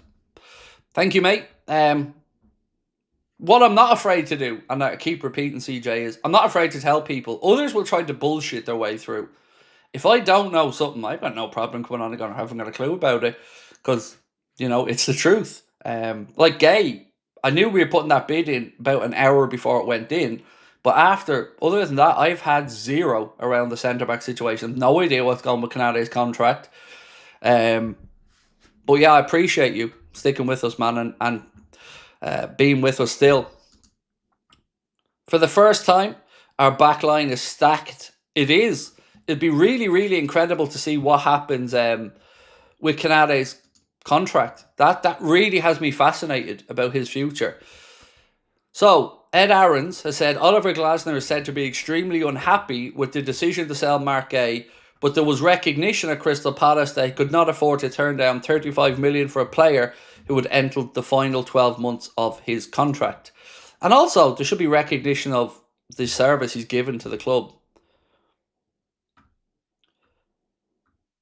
Liam said, think Guehi collapses with Igor alone collapsing. I don't. No, I still think it progresses, but certainly throwing a spanner in the works a little bit. Guehi and Isak, when is it getting announced? Well, Guehi isn't done yet. The medical has been. Isak is doing his paperwork at the AXA that I'm aware of. So Isak will be announced first, I think. Well, at least it'll definitely be completed first. And Barry, I was holding off till I got to this one, which is why I was trying to speed through them as quickly as I can, Barry. So let me read it out and then send my thank yous. Hi, mate. Thought we needed 2 windows at least to rebuild, strengthen. Would have backed such a window at 100 to 1. Wouldn't have backed such a window at 100 to 1. Unbelievable. VVD and FSG and the transfer team. We've attacked this window like a stealth bomber. Your performance has been sublime. A perfect take all around. Well done and enjoy your break. Thank you. I have a few more days to chug along before I get a bit of a break, Barry. A few little bits to tidy up on that, but incredibly grateful as always. I have to meet you in real life, Barry, at one time to buy you a pint, mate, or have a chat with you or something. But again, thank you so much, bro. You're incredibly kind. And Brian and everybody else who I've missed out on today as well, or who had to wait for me to get to the comments. I appreciate you all. And you've just dropped in 50 memberships as well, Barry. An absolute hero of a man. To all of you, I don't know what I've done to deserve your support, but I'm eternally grateful for it, Barry and Brian and Ushi and everybody else. You're all amazing. Thank you. And sorry again for the delay in getting through these. Truly trying to work through them. I've never been in this position before where I spend my time and I'm just reading out super chats. I'm trying to fly through it and be as fair to everyone as I can, but thank you for your patience. Right, let's drip into the normal chat just for a minute and then I'll work back through some more super chats because I don't want to ignore the chat either. This feels like a Masters League team, said Johnny Bricks. It does. Guehi has passed his medical, said Naturalist, which I've just got confirmation of this second. Oh, Naturalist, while you're in there, I am just waiting for your scarves. I paid the import tax and I'm just waiting for them to be delivered. Then I've got your gold badge and the scarf and gold badge will be on the way over to you. And if there's anything else, Irish or UK-ish that you'd like, whether it be chocolate or crisps or anything, please drop an email to me and I will get them over to you as soon as possible. And again, thank you so much for my cookies. The box arrived the other day. I've been holding off eating them, but my son robbed the box straight away. But you don't know what that meant to me to get them cookies. I love them so much.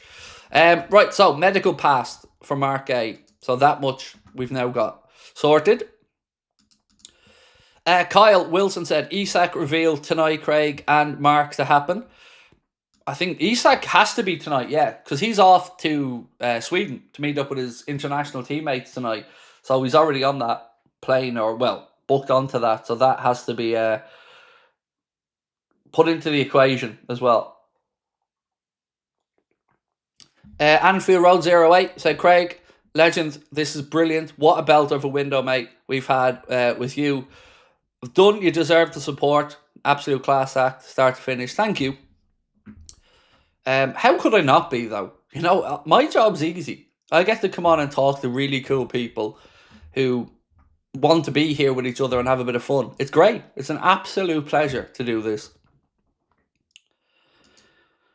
Craig, could you tell my friend Wobie Man United stinks? Yeah, Wobie, United stinks, mate. Absolute stink. Stinking up the gaff. Shano, how are we, dude? Shane's a Manchester United fan, but always a very fair and balanced fella. Always comes in with some honest takes. Hey, Craig, congrats on 2 unbelievable signings. All I have to say is I hope Chelsea fans enjoy Garnacho and Villa fans enjoy Mr. Freedom himself. Also, when I saw Sanchez to Sevilla, I laughed. I didn't even know he was still playing football, Shane. Connor said to me earlier on that Alexis Sanchez was going. I was like, he's 36, he's still playing. That's news to me, in all honesty. So he dropped in last night as well, Shane, with some angry face emojis. Obviously, it's a bit of banter because, you know, these are big signings for us, like you've mentioned. To get Isak and Guehi hopefully over the line is phenomenal. Ryan Stevens said, embarrassed by the Newcastle contingent on X, quite happy with our window, to be fair. Have I spoken about any potential Rodgers move to us? So I've seen the links, but I don't know anything on it. Matt Thielen was mentioning that it could be possible that Liverpool were assessing it, but I don't have anything new that I can add to it, mate. Victor say Klopp was building. Slot is the dominance. 2 different ages, and I love the adventure. But there's something we haven't talked about, right? The expectation that comes along with these signings. Like, there's no more going in as underdogs like Salah last season, trying to play us as the underdogs and stuff. There's no more of that now with this squad. This squad is built to win. So that expectation is going to be there and everybody has to deliver. But like we've said many times, pressure is a privilege.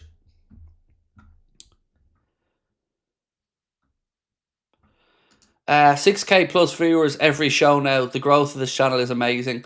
Yeah, mate, I'm shocked by it, Victor, to be honest. Like, seeing the numbers we get on live streams now, it frightens the shit out of me, but I'm also so grateful for it. But the problem I have is trying to stay as interactive and keep, I want to make sure I don't ever neglect everybody in the chat as well as the super chats, I want to make sure I mix it up as much as I can, but yeah, it's been a great month, or a few months.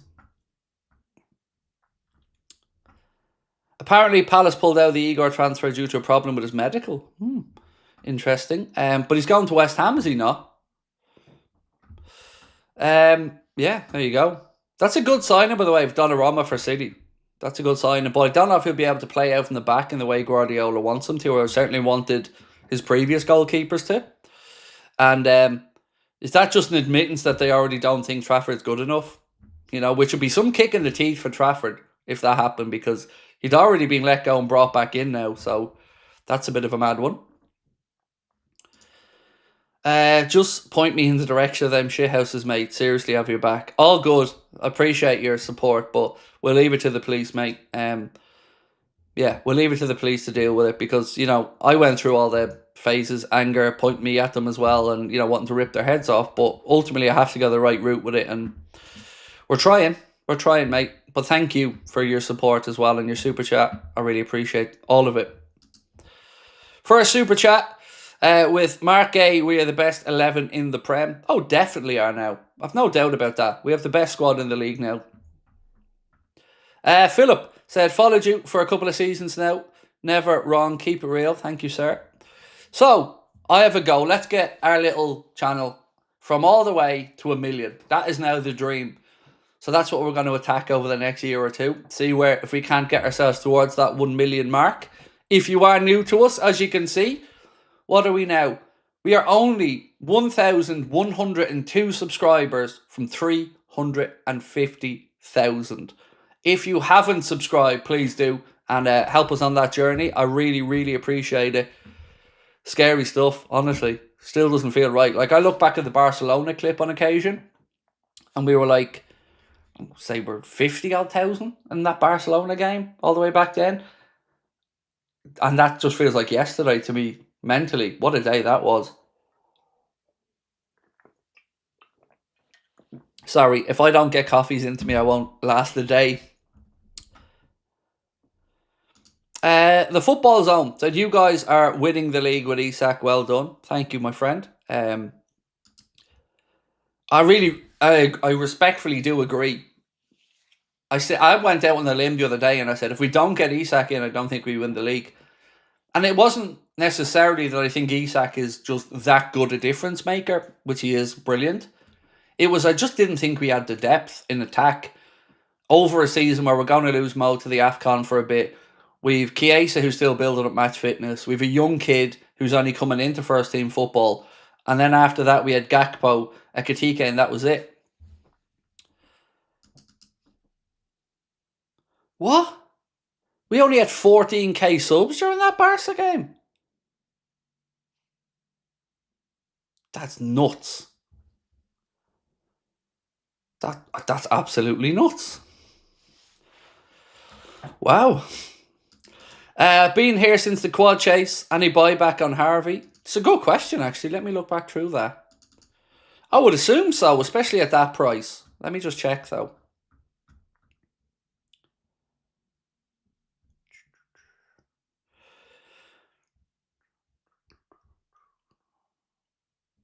Sorry, I'm still flying back through all these notes. Don't know as of yet.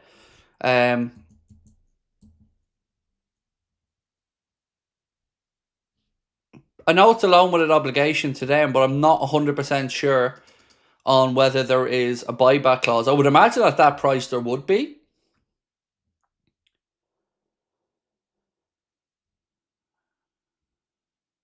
Okay, so the Stevens in question that was from earlier on, he's at Dundee on loan, so that one won't be happening. Thank you, Mark, for filling me in the blank on that one. This one, I remember not too long ago getting excited for Ricky Lambert and Mario Balotelli. What a fantastic summer. Love the channel and much love.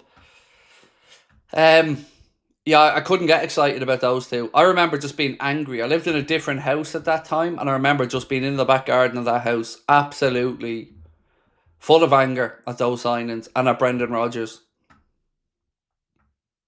I remember he said we won't be signing Mario Balotelli, and then we go and sign Mario Balotelli. Daza said, much love, mate. Been there myself. Thank you, Daza. And I know you've been around a long time as well, buddy. I appreciate that. I remember your account from a while back. Is Guehi signed by Liverpool, yes or no? No. If you want a one-word answer. Is he signed by Liverpool? No. Will he be? Yes. But you didn't ask that. Yes, is he? So the answer is no.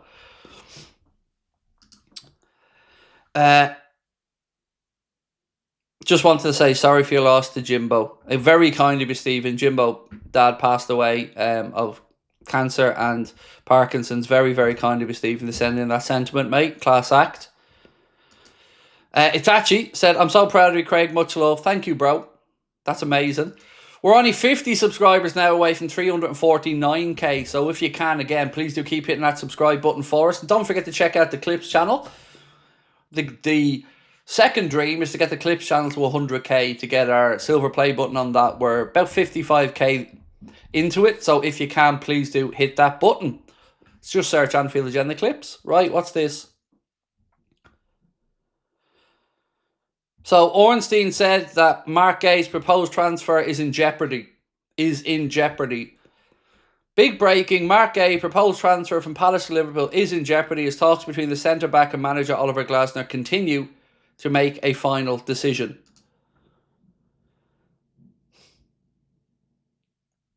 I don't know what to say on that because, like I said, I don't have an inside bit of information. I'm reliant on all this stuff, so doesn't say it's off though. We've got to be very fair about this. Doesn't say it's off.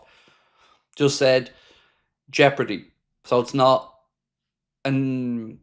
guaranteed at this point. But let's wait and see. Again, 1 hour and 15 minutes left. I am Farrell. Welcome to Anfield Agenda FC. Christine van der Merwe. Welcome to Anfield Agenda FC to both of you. Thank you.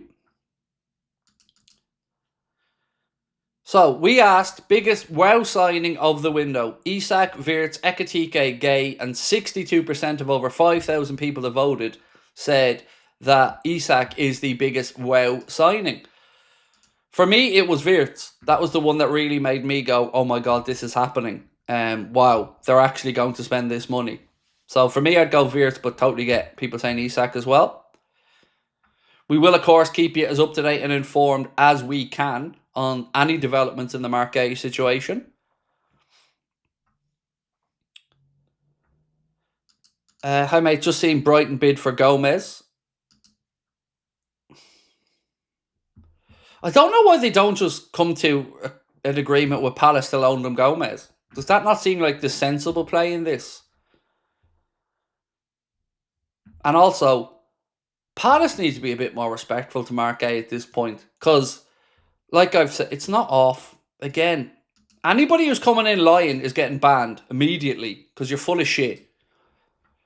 In these moments, people need concise, honest information, not panicky bollocks from somebody who's just coming in to try and look clever. We need people to have honest, up-to-date information. And it ain't off, so don't lie. But yeah, as I was saying, on Guehi, of all the people in this window, your Eze's, your Visas, your Isaks, your everybody's, he's the one that deserves the respect from the selling club because he played as late as yesterday for them. And finally, they agreed to let him go. So, at this point, honestly, he deserves the move, but we'll see what happens. Owen said, made up for you, deserve it all. Thank you so much, Owen. Joey, lovely to see you in again, my man. Said, powerful young man, respect and love, inspiring. Thank you, sir. I really appreciate your support, Joey. Neil said, nobody does it better, the Anfield Agenda, than Anfield Agenda. Much love from Canada. Thank you, Neil. Much love right back over to you as well. Absolutely love Canada. We've got, my wife has 3 sets of aunts and uncles who emigrated over there. And my daughter spent her very first birthday on this earth in Canada, right at the time where we were beating Chelsea. It was the second leg in the Champions League, and I was in Canada for that when we beat Chelsea 1-0 with that Luis Garcia goal. No, the deal isn't off. David Ornstein said, Guehi's proposed transfer from Palace to Liverpool is in jeopardy as talks between the centre-back and manager Oliver Glasner continue to make a final decision. But the final decision was made about 7 times. And Crystal Palace, Glasner, if I'm Guehi, I'm telling Oliver Glasner now at this point, go fuck yourself. Because he's been held to a standard that nobody else was. You know, Eze didn't even play the day that his move to Arsenal. He rang in sick, quite literally rang in sick. Mark Guehi's played through it all, even scoring for them yesterday. If he doesn't get this move, for him, it's hugely upsetting. Completing his medical doesn't mean that though, Matt. Contract signed and lodged is the words we're looking for. The medical's been done and passed. Nobody doubts that. But we need to make sure that everybody's on the same page with it or it won't go through. But we don't know yet. So we'll keep digging. Keep on smashing it, my man. Truly inspiring. You're very kind, Luke. Thank you. Amanda, right as well. Appreciate you, Amanda. Hannah said, Craig, I watched you religiously up until Christmas. Sorry I've been missing in action. Your story just made me tear up. You've got me back for good. First ever super chat. Thank you. I didn't plan on speaking about anything like that today. It was just a super chat from earlier on, kind of just led me in that direction, and I just wanted to give people a bit of an insight into, you know, what makes me me. But thank you so much, Hannah, and I'm always honoured to be someone's first ever super chat. Is Glasner threatening to quit? I'd fire his ass. What a baby, said Lance. So what gets me about this situation is Glasner keeps going on that we can't lose the centre-back of Marquez quality, blah, blah, blah. But you've known this. Palace have known this all summer. Like, it was obvious Guehi was going to be sold. So if Oliver Glasner's unhappy, well, he should be unhappy with Steve Parish and the Crystal Palace recruitment team for not getting him the lined up replacement. It's not on Mark Guehi, who's been nothing but professional through all of this. And look, if we don't get Mark Guehi now, we're going to get him for free. So either way, Mark Guehi is going to become a Liverpool player. But the player himself has been nothing but a model pro through all of this. And for the Paul Mersons of this world, let this be a fucking pivotal point. Isak gets his move. Visa gets his move. Garnacho gets his move.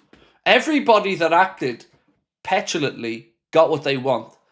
The one guy who has behaved admirably, like a model pro, as of yet, hasn't got his move. So what does that tell the world and the footballing public? Be a prick, throw your toys out your pram, and you get your move. Be professional, be kind, be nice, and we shaft you. That's what this is telling me. So again, through all the outrage, where's the outrage that Mark Guehi's move could be in jeopardy when he's been nothing but a model pro? So again, when you're going to judge people for throwing their toys out of the pram, well, it works. It fucking works. We've seen that. So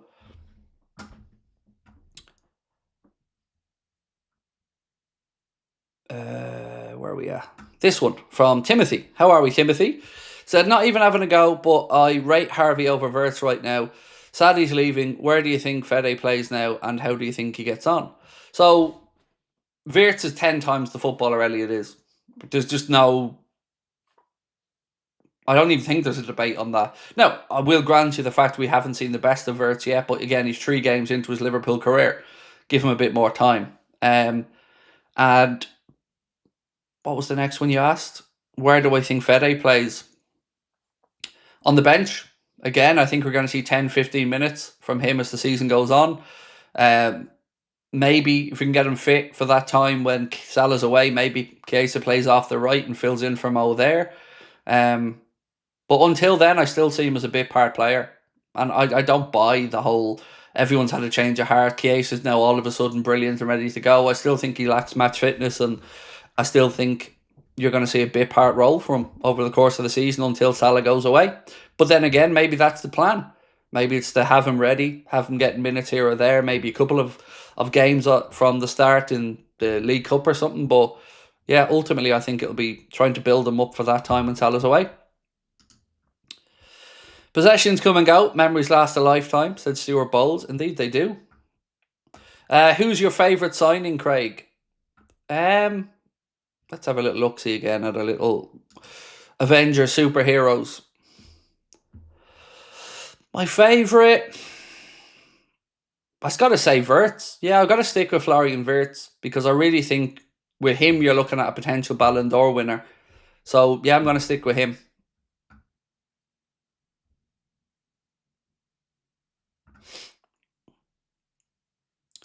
Jamie said, "Hi Craig, we're all so similar in story. Keep up the good work, my friend. Could I drop you an email with some advice on what equipment?" Yeah. Send it to contact@AnfieldAgenda.com, Jamie, and Connor will forward it on to me because I signed out of all our emails after, the ones that we received. So, Jamie, if you send contact@AnfieldAgenda.com, forward it, Connor will forward it on to my personal email then.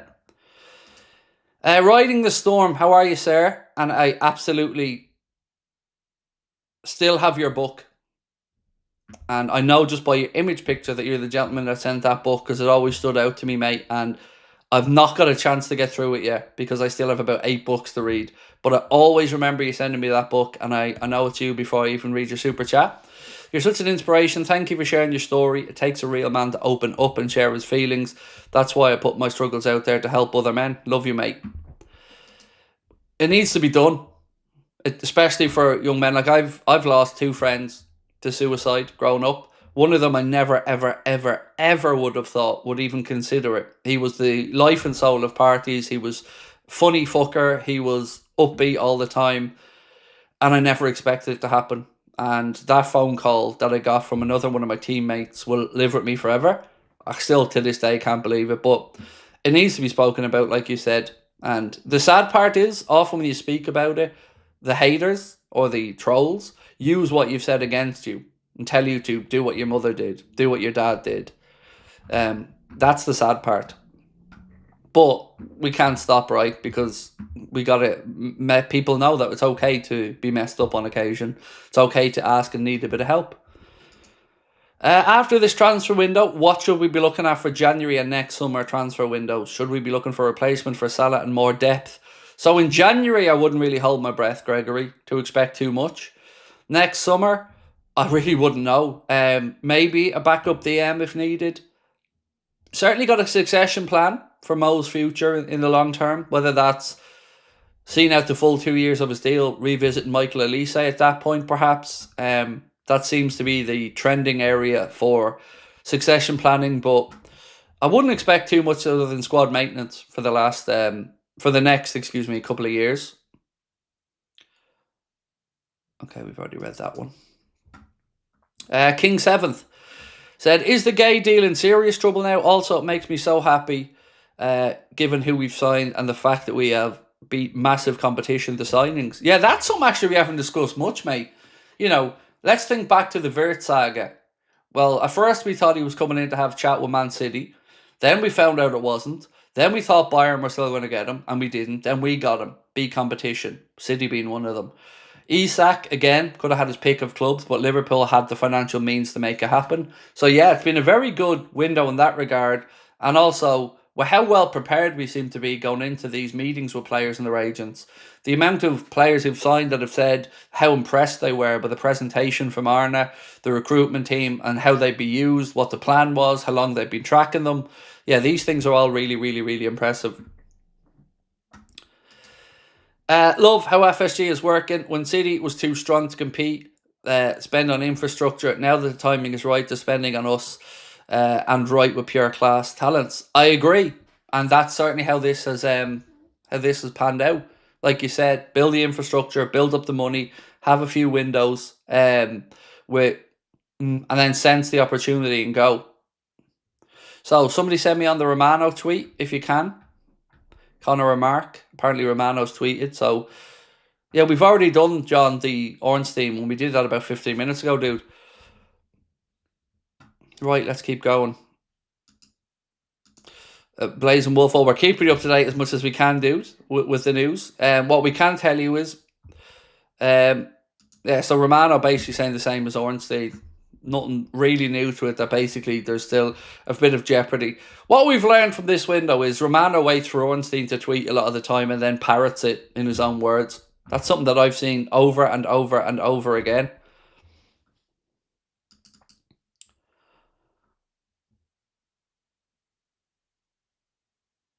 Right, so should a deal sheet be submitted by clubs this evening, they'll have until 8 p.m. to file the necessary paperwork for that transfer to go through.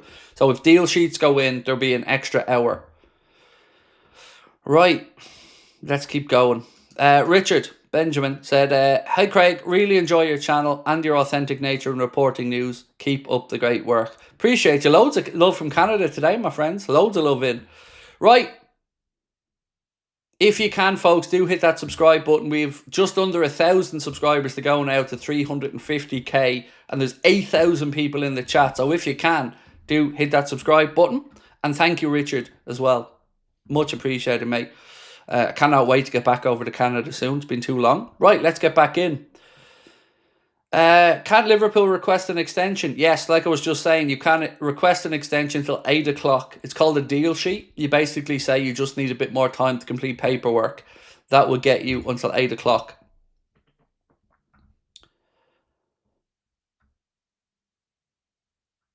Craig, a deal sheet, does that mean both clubs accept? Yes. So if a deal sheet goes in, it's basically you're still working on it and the transfer is agreed and everything's good. So a deal sheet is always a good sign because it means you're just trying to finalise that last few bits of pieces of paper and get them all registered and stuff. So deal sheets are good signs if they go in. But it's still a nervy time, right? Because I've also seen deal sheets that go in, but they never get the paperwork in before the deadline after the deal sheet. Peter said, Osama Saidi, Konchesky, Zendin, Poulsen, etc. We deserve this. This is only possible because of Jurgen. Forever grateful to him for rebuilding our club. Yes, sir. Yes, Peter. Absolutely, bro. Couldn't have put it better. Jurgen was the fulcrum that started to change things in our direction. Issa Judah. So I can't tell you it's confirmed, but I can tell you the paperwork's done, the medical's done, the club media's done. All we're waiting for now on him, on Isak, is the official announcement. But there is no concern with that deal whatsoever. He's done the medical, passed the medical, back to the AXA. Paperwork is all in order, so it's just waiting for the official word on that one. Facts, appreciate how dedicated you are in the team behind the scenes. Oh, we're all going to collapse in a heap when this window shuts. I've got a podcast at 7:30. So, yeah, this is a mad one. I'm recording with Steve and Chris at 7:30 for the Anfield Agenda podcast. And then my plan is to still be back here later on tonight. So, busy day, but we'll get there in the end.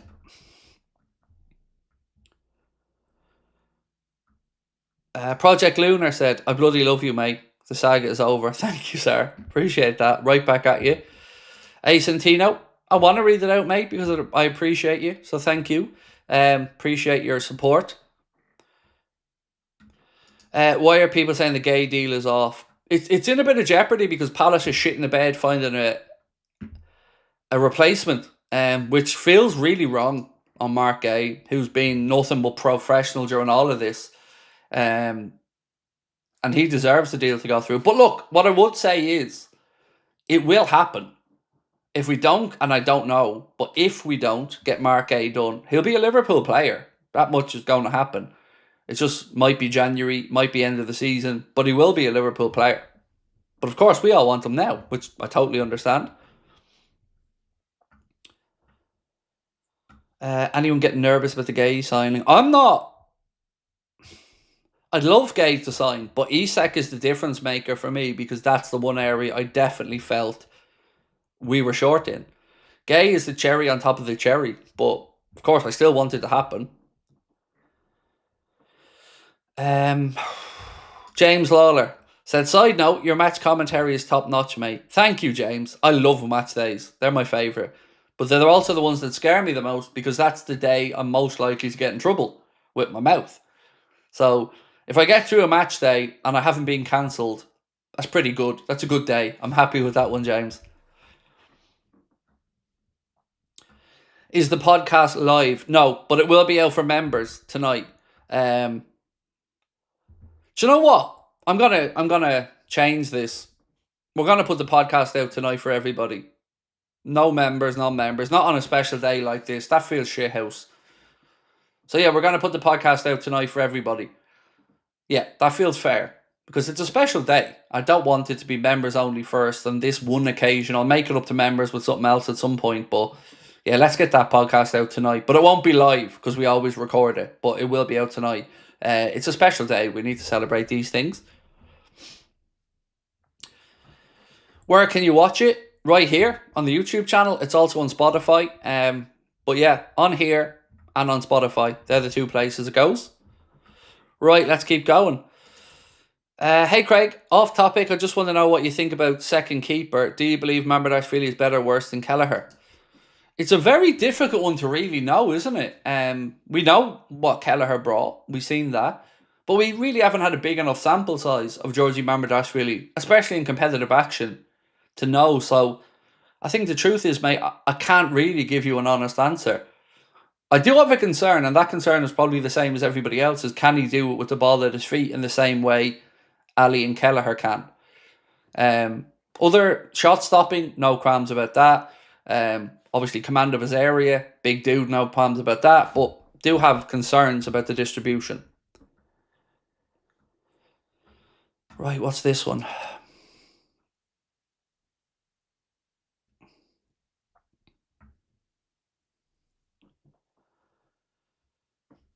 Right, so Graham Bailey has said, Crystal Palace have now told Mark A that they may not be ready to sanction his exit after all, following issues finding a replacement. This comes just an hour after they allowed him to have his Liverpool medical. I don't know how this one ends up at this rate. I don't.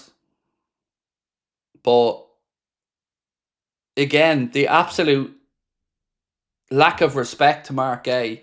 And again, this will show why players throw their toys out of their pram. You know, because like I said, I'll list you off all the players who threw their toys out of their pram and got their moves. Mark A, model pro, played yesterday, done everything, scored, the whole shebang, and he's been treated like this by Palace. Don't know what to say about that. Love Palace as a club. Don't want to disrespect them, but that's a piss take. That's a piss take.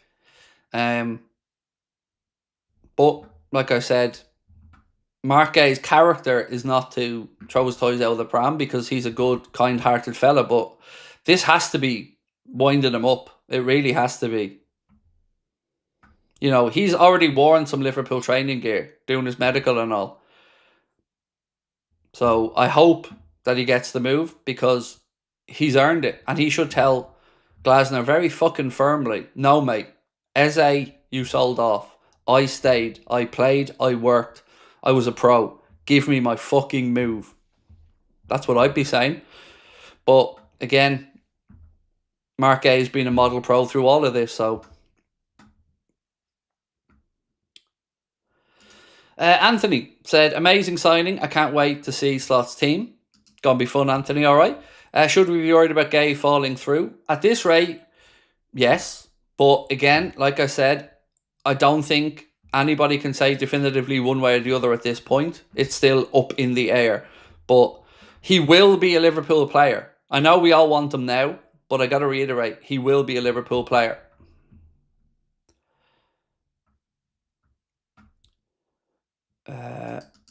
This one. I'm going to be pissed off if Guehi falls through now. I think we all will, mate. You know, it's not great for the... Yeah, it's not great for the player who's been nothing but professional. You know, I have strong feelings on this, but I'm not Mark Guehi, so it's not really my place to say it. But like I said, it's proved our point. You know, you act like a petulant person, you get your move. And I can list you through 5-10 players who've done that this summer and gotten their moves. So let's wait and see how it all pans out over the last hour, plus maybe a bit more. It feels like there's an obvious answer here, and it's loan Joe Gomez to Palace. I don't know how that hasn't been brought into the possibility here.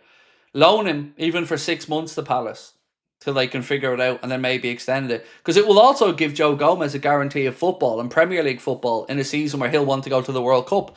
I do not understand how that hasn't been discussed yet.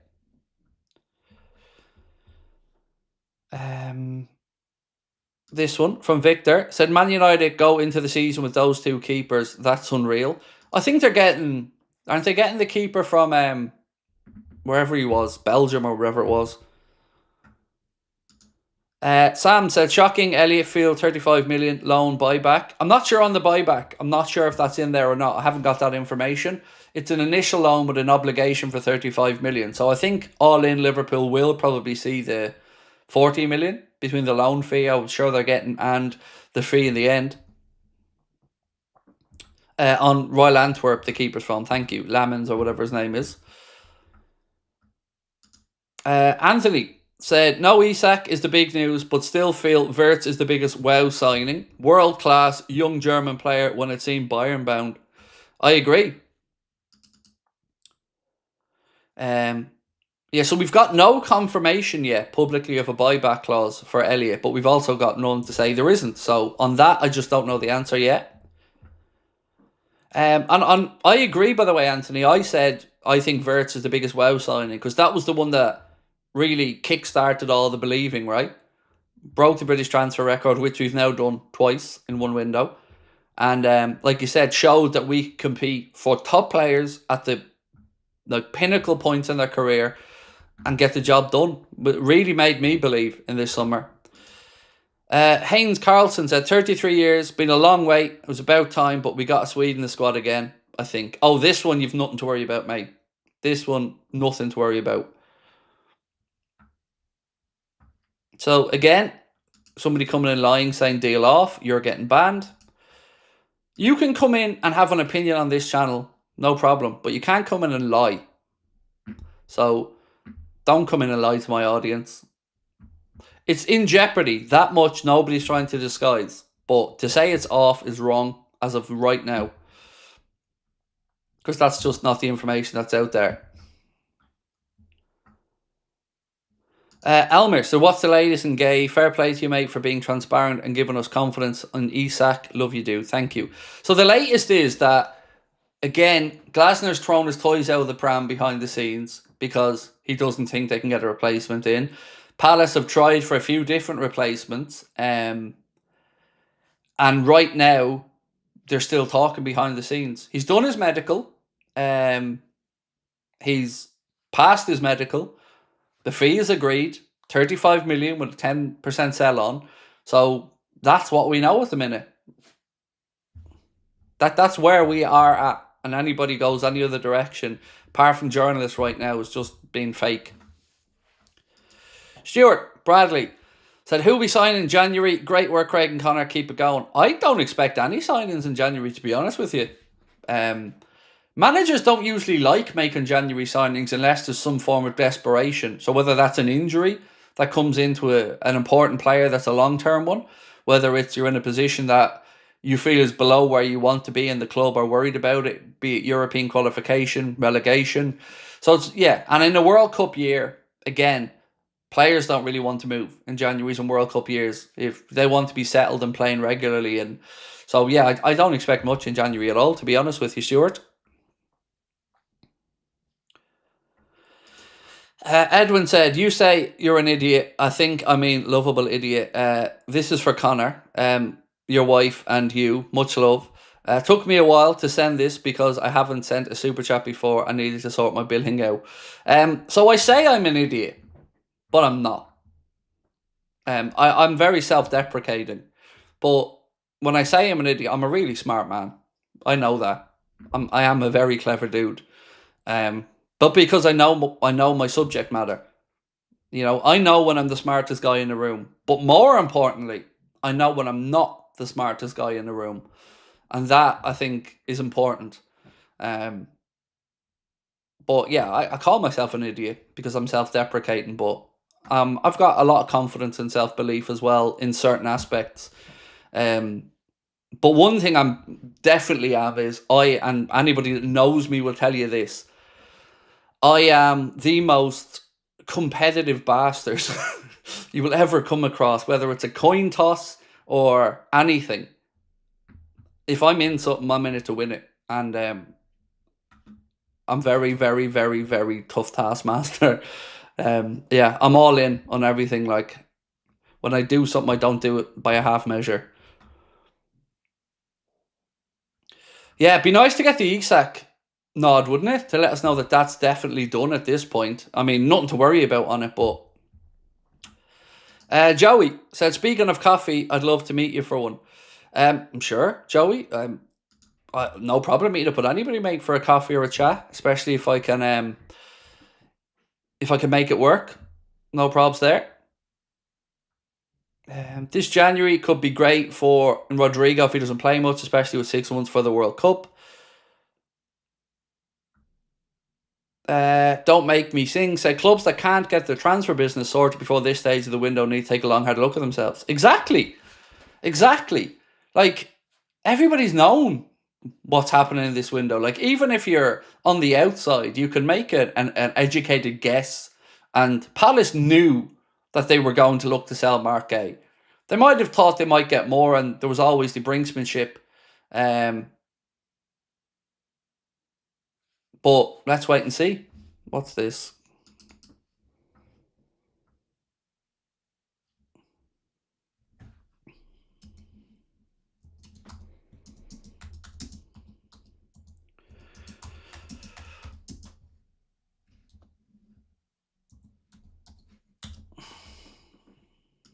Sorry, let me keep going. The podcast lads are messaging me. I'm trying to push the podcast back a few minutes just so we can make sure we can get through to the Isak deal at least and see if there's a deal sheet going in or whatever. Where was I at? Sorry, Joey's are done. I remember when you hit 10,000 subs. It's been a crazy journey. Angus, you definitely have been around, sir. I remember you're an OG of the channel, mate. 100%. Yeah, definitely.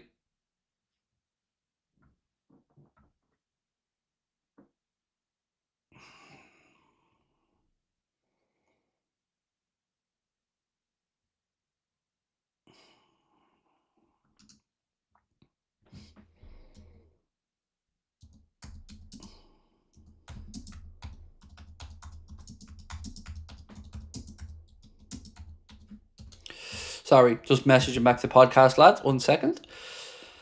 This one just joined. What's your view on the team now? The team, Bobby, now is set up to win everything. So the pressure's on. Time to deliver now. What's this? So, Canada has now arrived for the French national team. So obviously no injury concern there. Because he's now met up with the French national team. So I know we were all a bit concerned when Canada had what seemed to be cramp at the end of the game yesterday. But yeah, he's now with the French national team. So that obviously is a good sign that he's not injured. So hopefully he doesn't tweak anything while he's there. Right, where was I at? Done that one. This one, Jeremy, thank you, sir. Appreciate you. Hope you're well, sir. Nice profile picture as well, mate. Looking good. Sam said, Craig, I'm 26. This is the best transfer window in my lifetime. I feel like a kid on Christmas Eve. F. Oliver Glasner. Yeah, I got it. I'm not going to lie, Sam. I'm definitely getting into the F. Oliver Glasner camp at this point, mate. Yeah, I am. I've always liked Oliver Glasner, but I'd be really just annoyed for Mark Guehi if this doesn't happen at this point. Vidal said, bro, it's like 50 new people joining the league. Yeah, it's crazy. We've had an unbelievable window, the best I can remember from any club.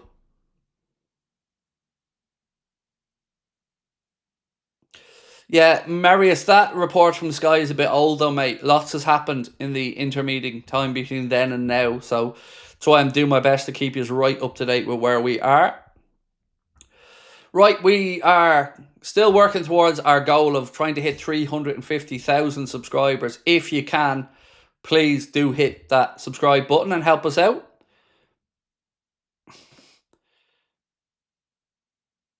Glasner can't guarantee he'll be at the club after 7, but he wants to run transfers.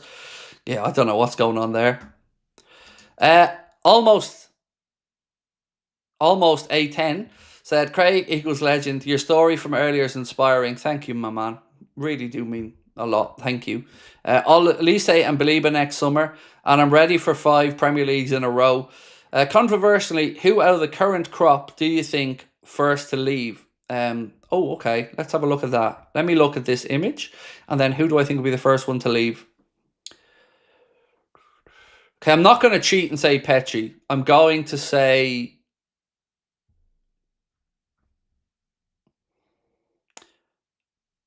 I'm going to be controversial, and I'm going to say Mamardashvili, because that's the only one that I think we have an unknown quantity at this point.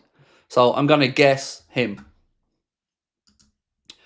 Craig, I love all the reporting you've done. Don't listen to the haters. Don't let them get you down. I love when you focus on the positive things. Well done, mate. Oh, that's a lovely message, Jeremy. And yeah, I need to focus more on the good stuff. You're right. But it depends what way I come into a stream. If I come in off the back of a day where I've had those emails, sometimes I'm a bit riled up, but I try to ignore where I can. But thank you, Jeremy, and thank you for your support.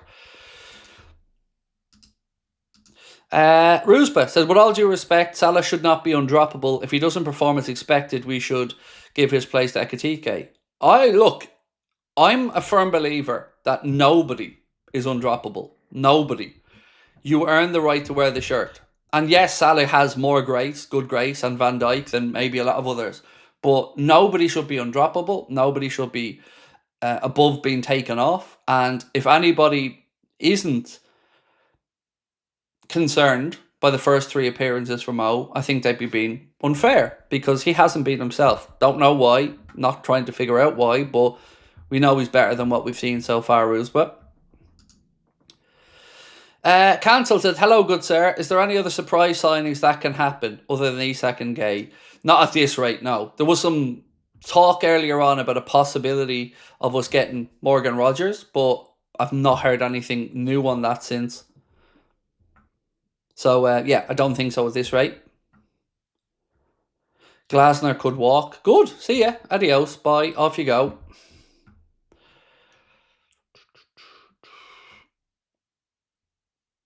£10 lasted long. Yeah, 10 Lasso. Look, he's not a good coach. This is what I'm saying. He did well with that Ajax team, but apart from that, he's been shocking since then. LFC Lounge said, Craig, how do you feel about the right wing and DM positions? DM, I'm intrigued to see where Bajcetic's development goes. And right wing, I really do have a lot of hope in that Elise link for the long-term replacement.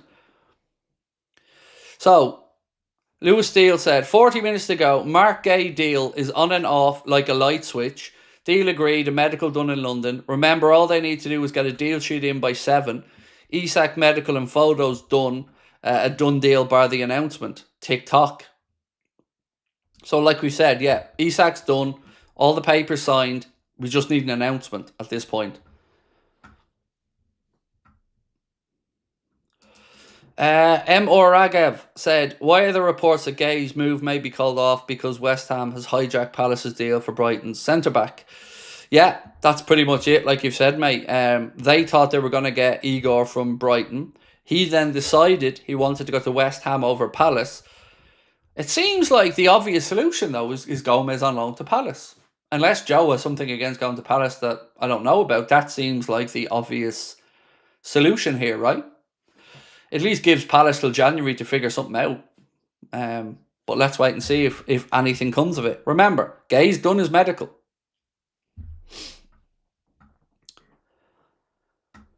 Carl said, English lad in America, first time watching you this window. You're smashing it. Keep it up.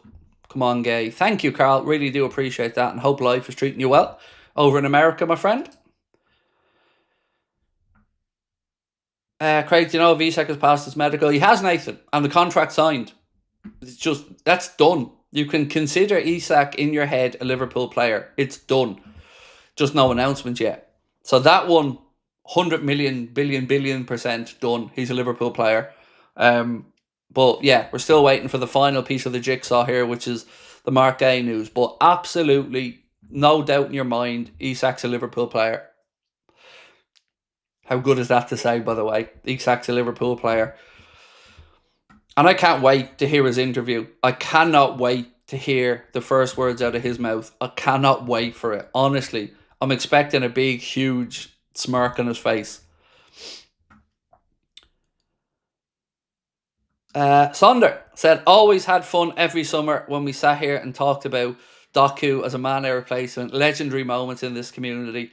Yeah, it's the nights where we talk about like Brest. Do you remember that night where we were talking about them in the Champions League and the puns were coming in thick and fast? They're the nights I love, man. I absolutely love it. When we're on a mad tangent and we're all having a bit of fun. Yeah, they're cool. And of course, the moments where you have late dramatic wins, they hit like crack, don't they?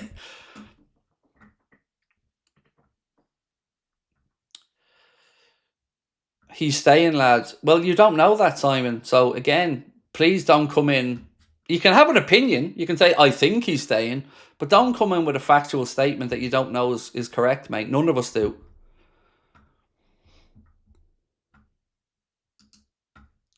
Mr. Xavier91 said this team is built to win the Champions League. Abso-fucking-lutely.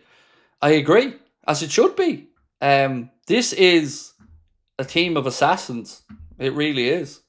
And I can't wait for it. We can take on anybody now, knowing we have so many tools at our disposal, so many different options of ways we can play, so many different ways we can beat people. It's going to be incredible.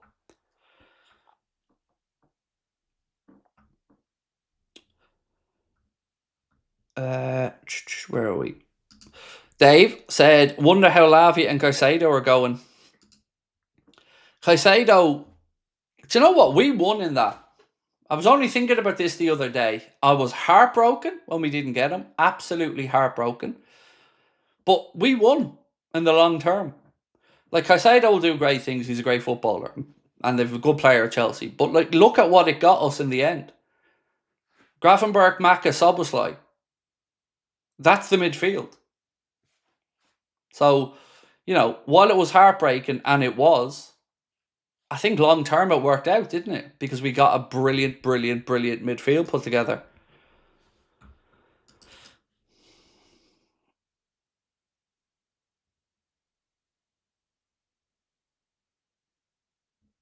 What's this? Good point in this chat. Charlton fan, so Gomez going to Palace would be like Alan Shearer going from Newcastle to Sunderland. To be fair, though, Charlton and Palace aren't exactly competitors, are they?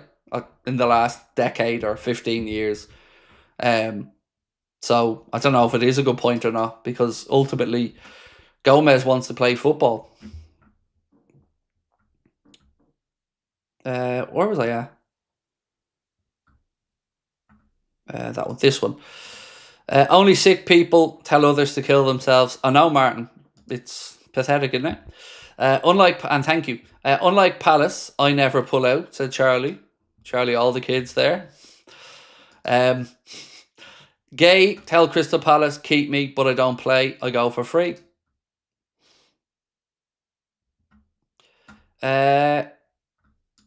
Gary said, you said you were a taxi driver once. Did you ever think you'd be here with thousands discussing Liverpool? No, mate, I didn't. Yeah, the day I passed my taxi license on my public service vehicle test, which allowed me to drive a taxi, a limo, a hearse, or a hackney cab. When I passed that, I felt like, wow, big achievement, probably biggest thing in my life. But no, mate, I never thought I'd be here. Like I was on disability allowance 5, 6 years ago, and we barely had enough money to get by every week. Let alone think about like to get our son diagnosed for his autism assessment. We sold our car. We sold a framed Stephen Gerrard shirt we had. We got a loan of some money. Times in our world have changed a lot from not knowing, not being able to have little treats or, nice little things every week. Have a set shopping budget where you can only get exactly what's on the list each week, and to now it's no, definitely didn't think I'd be here, mate. Definitely. But I'm very grateful for it, and that's one thing I do want people to keep knowing. Like, I'm so grateful to be in this position. And if I can buy this house, which I've lived in now for 13 years, that will be full circle for me. And that's the night I'm going to blubber like a child when I'm on here. Glasner is stopping this transfer. Disgusting. It's annoying, dude, definitely. Especially with the respectful way that he has been to Palace. Like Eze, like I said. And I don't think this was covered extensively enough. But Eze literally rang Crystal Palace's manager and said, I'm sick, when it looked like that move to Arsenal was happening. Mark Guehi played all the way through both legs of the Conference League playoff, played yesterday at 7 o'clock in Birmingham against Villa, and has been a model pro. So if I'm him and his agent, I'm telling Glasner to go and do one at this point. Are the deals actually complete on paper? Isak, yes. Guehi, no. Isak 100% done, signed, done. Liverpool player, just waiting for the announcement.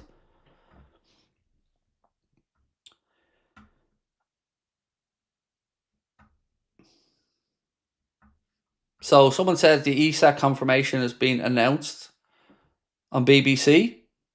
There we go. Hang on, we'll get this. Connor, if you're listening, Mark, if you're listening, can we get that? Craig, can we get your signed Stephen Gerrard shirt back? On that, thank you for bringing that up, because there's a really good point I want to make on that, Arlo. So, I don't know if you guys know the Smith family. They're a boxing family in Liverpool. So, I don't know Paul Smith from Adam. Never met the man. But he messaged me. And he said, I seen your story about selling your Stephen Gerrard shirt to help your young lad out. And the Smith family are big autism activists, as their sister is autistic, a non-verbal autistic person. And I remember Paul Smith saying he dreamt about hearing his sister speak. So anyway, to cut a long story short, Paul Smith, I love this man forever for this. He reached out to me and he said, look, Craig, I don't know you, I've never met you, but I've seen your story about your son and you're selling your Stephen Gerrard shirt.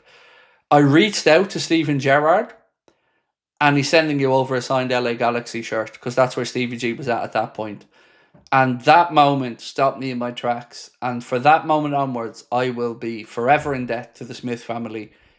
Apart from an incredible boxing family who I've had the pleasure of following, he sent us over Smith Brother t-shirts. He gave me tickets to see Callum Smith fighting at the Echo when I was over there one weekend. The man and that family are fucking class. And I see them come in for some grief on occasion. And I owe so much to Paul Smith and the Smith brothers. I love them. I love them dearly.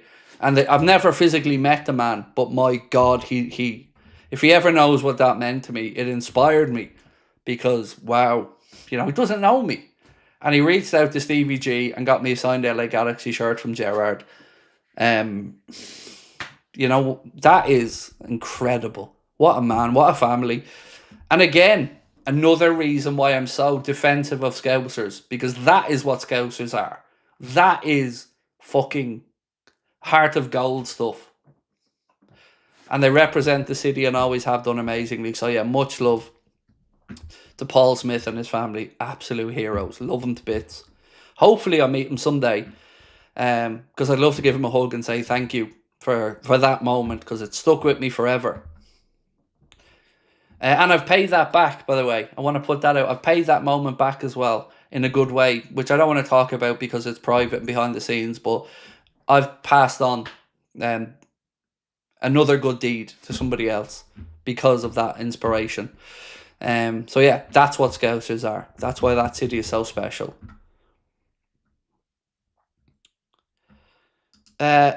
Craig, I wasn't trolling info about Guehi. I don't know what this is about, Dave. Sorry, mate. It's been a mad day. I don't know which one this is about.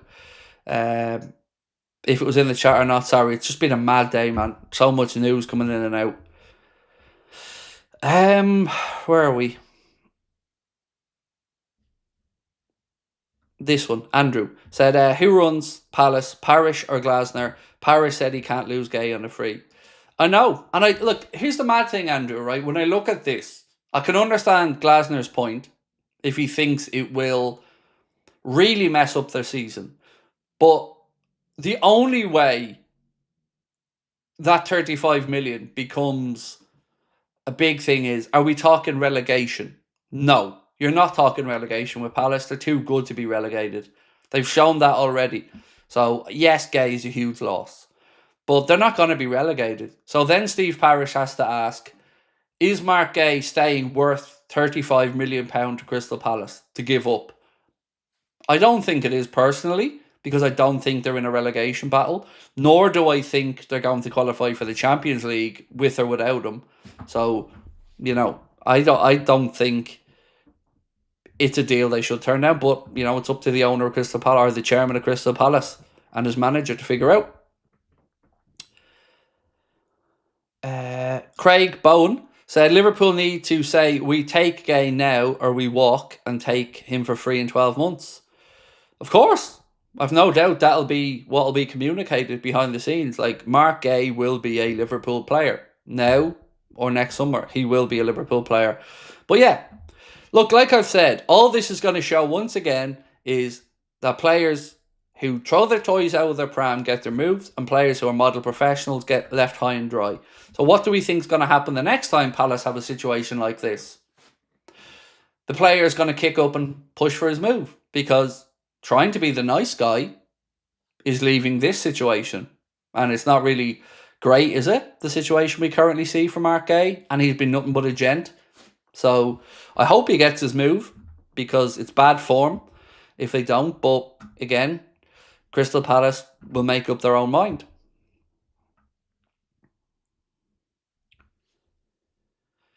Sounds like Glasner's being difficult about Guehi. It does indeed. I think I've done this one already, Dave. But appreciate you, sir. Always do. Thank you. Shane said, understand the frustration, especially for Guehi himself, but also understand Glasner's side. A deal for a replacement fell through and Guehi is their best centre-back. So I get it, Shane, but that deal that fell through is hardly a deal that they've had in the pipe for the last 2, 3, 4 weeks. It was a last-minute rush around, which is just bad planning behind the scenes, because they knew they were probably going to lose Guehi all summer. So they really should have had this one lined up. But like I said, it's their decision to make. You're a United fan, but me, Liverpool fans, we can't move the needle here on this one. But when you've told the lad he can go with his medical and all, and he's worn Liverpool training gear, and he's done his medical and he's passed his medical, that's not great. The sale is 100% happening, lads. PIF need the money. Can you imagine? They've listened. They're 4 Saudi clubs for sale. Oh, look, that's done. That Isak's just we're waiting for the announcement. That is 100% done, Khalil. That deal, paperwork signed, everything done. Just an announcement on that. But he's a Liverpool player now. You can take that to the bank. Loan them Leone. I'd say loan them Gomez. If you're willing to sell Gomez to AC Milan or elsewhere, I know maybe Joe doesn't want to go to Palace, but I don't know. After that, I don't know what to say. Right, we've got 24 minutes left to go, plus maybe a deal sheet if one needs to go in. 9,000, holy shit, 9,000 people in the chat now. Welcome in, folks. So if you can, hit that subscribe button. We are 885 away now from 350,000. You're all legends, thank you. Right, let's keep going. Proper said, why don't we sign Guehi on January? Because they'd still have to find a replacement. And to be fair to Guehi, he's always indicated that he doesn't want an upheaval mid-season in a World Cup year. So it would probably be now or in the summer, but it should be now, hopefully. Have you ever considered punditry? Want to hear your reactions when we're 3-0 up at Old Trafford. Have I ever considered it? Yes. Have I ever been given the opportunity or approached about it? No. I was asked to and approached by a very big radio station, and I was offered a job probably a year ago now. A job that would have put me over 100 grand a year. But I did want to do it because I wanted to do this, and I've built this with Connor from the ground up, and this gives me freedom that working for somebody else doesn't. So I'd love to do it. I've always said being sports or a job in America as a pundit is my dream. Like, I've always dreamt about living in America since I was a kid. So if it ever came up, or, you know, Barstool Sports or anybody ever came a knocking, America or being sports are the two that would probably get my attention. Sky, TNT, any of that shit, no interest.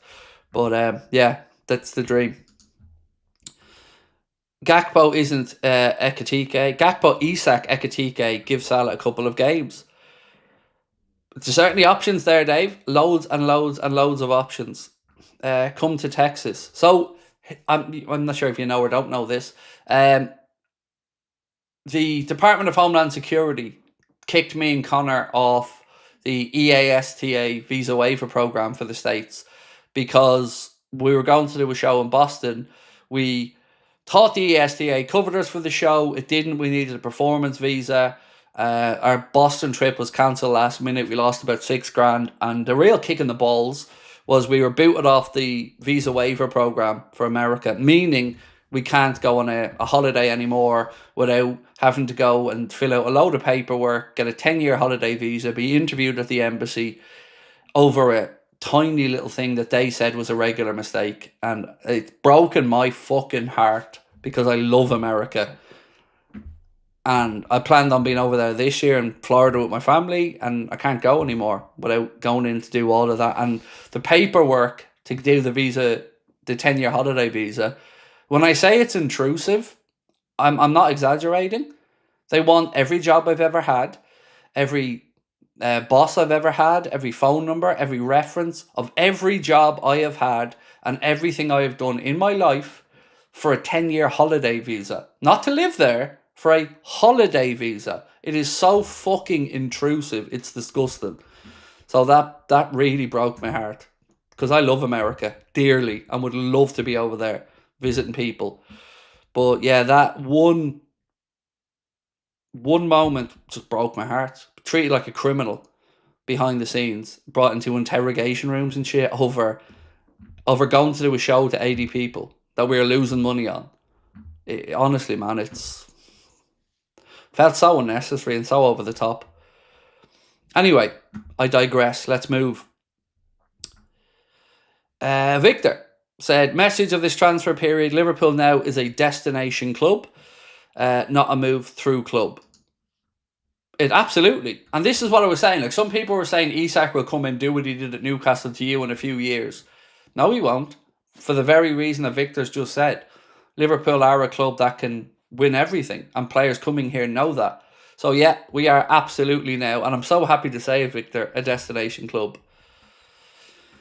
Get a journalist visa. Well, one thing the Department of Homeland Security agent did say to me in a positive sense was that I could probably apply for an influencer visa because of the size of our channel. But again, I'm terrible at paperwork. I don't even know how to go through that level of paperwork. Myself and my wife looked at it and we just shrugged our shoulders because it's all so daunting. And I don't know how to go about filling it out. It's just so daunting to look at it all. Even trying to get it, I tried to get a solicitor to help me with it. But the questions she asked before even getting to the other questions were just, man, it's daunting to go to America and go through all that stuff. Now, I understand that and I respect people's borders, but Jesus, I just want to go on a holiday, like. Arthur said, Palace's own fault. They could have sold Guehi earlier. It is, but it's also their decision to make, right? So I do respect that it's their decision. I just feel like, what message does this send out to other players again? If you act professionally, you get shafted.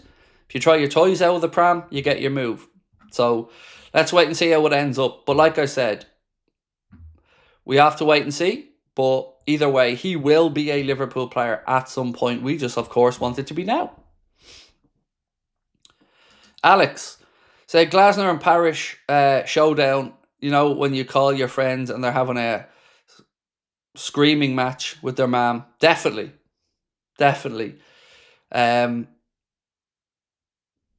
But we got to say, this is football, like I've said. So for all the times I say to you, I'm confident about transfer or something else, football is mad. There is no other industry really like it where something can just change like that, and multi-million-pound deals can change in the blink of an eye or at somebody's whim. It is a mad, mad industry. But 15 minutes to go. TikTok.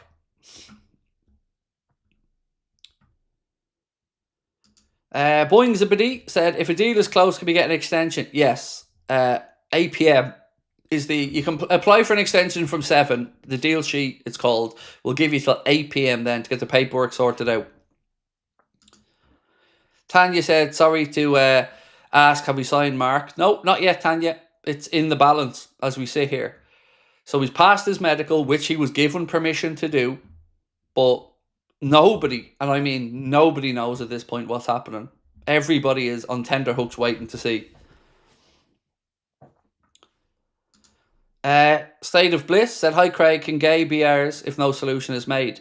He will be a Liverpool player. Obviously, we want it now, and the 35 million plus 10% sell-on clause is there. He was told he can go do his medical. Then, of course, they had a deal issue with the guy from Brighton. Everybody's trying to find workarounds. As of right now, the paperwork's there. He's done his medical.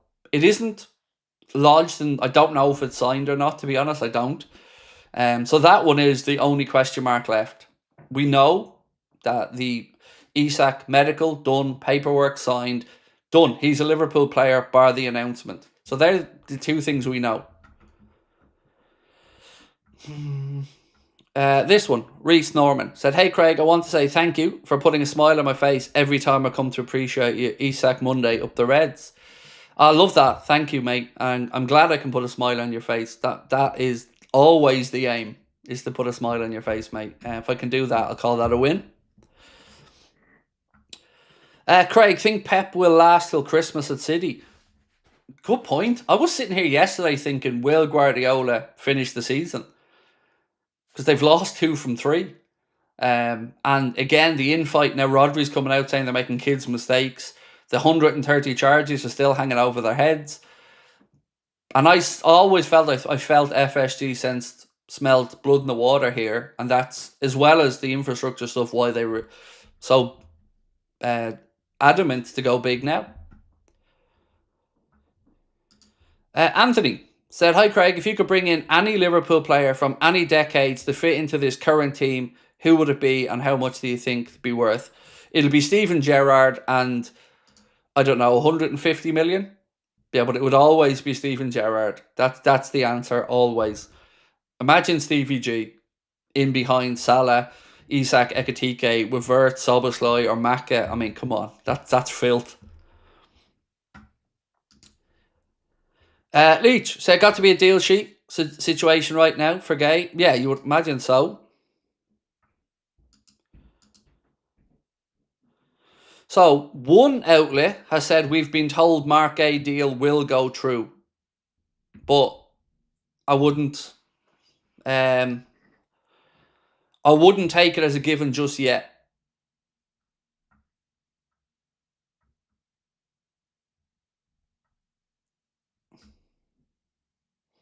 So one account is saying they believe it'll go through. Anyone saying it's off is going to be banned until I know it's off or on, because you're not coming in and spreading misinformation. That ain't happening. But like I've said, an account who's gotten stuff right before has said, we've been told Guehi deal is going to go through. But I wouldn't take that for granted either. AAA I've nearly worked through these. I'm so proud, man. I've been playing catch up since the start of the stream, nearly 3 hours ago, and I've nearly got through them all. What time runs out? Is he Liverpool or Palace? So when time runs out, is he Liverpool or Palace? I wouldn't know, and I wouldn't dare give you an answer at this point because it would be a lie to give you a definitive answer when I don't know 100% one way or the other. What's my opinion on the Harvey transfer? I can't really give an opinion till I know whether there's a buyback option in it. If there's a buyback option in it, absolutely fine. You know, a loan fee plus a 35 million is kind of at the numbers we were speaking about. But nobody seems to have said either way whether there is a loan or a buyback option, or not in it. I don't know. And if the answer to that is yes, absolutely no problem. If it's no, a bit low for my liking. Right, let's keep going. This one from Rourke said, there is not a lot of time left now. Should be more confident or less as the clock ticks down. Much love. I don't know whether you should be confident or not on Mark Guehi. I don't know the answer to it. On Isak, you've nothing to worry about. It is 100% done and dusted. Put that one out of your mind. Think of him as a Liverpool player. Only question is, will it be number 9? That's it. But like I said, we have received word from one person that the Guehi deal is going to go through, but I'm not comfortable in guaranteeing that yet. So I'm hanging off on that one. But certainly better getting positive updates than negative. But I'm not at the point to say it's getting done. And anyone lying is getting an immediate ban on my channel. So mods, just ban anybody.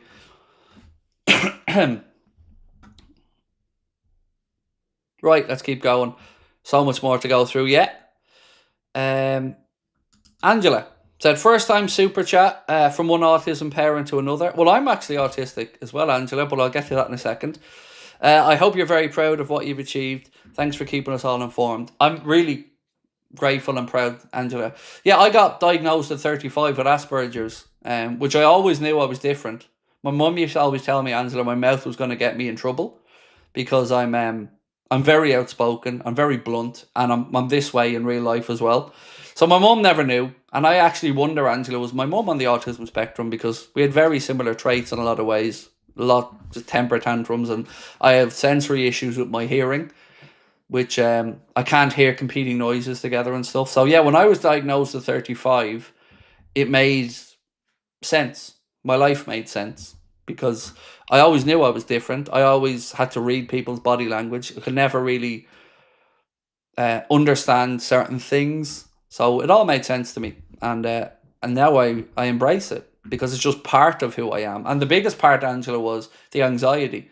Because you know, when you have anxiety, you think, I'll go to the psychiatrist, I'll have a eureka moment on the couch and everything will make sense and I'll know why I have this anxiety and it'll all come back to something, one point in your life. But when I found out I had Asperger's and I was on the autism spectrum and anxiety was just part of who I am, it was freeing. And that really made a big difference to me because I wasn't searching for the root of that anymore. Now we have Isak. Do you think we win the league with or without Mark Guehi? Much love, thank you. Yes, I do.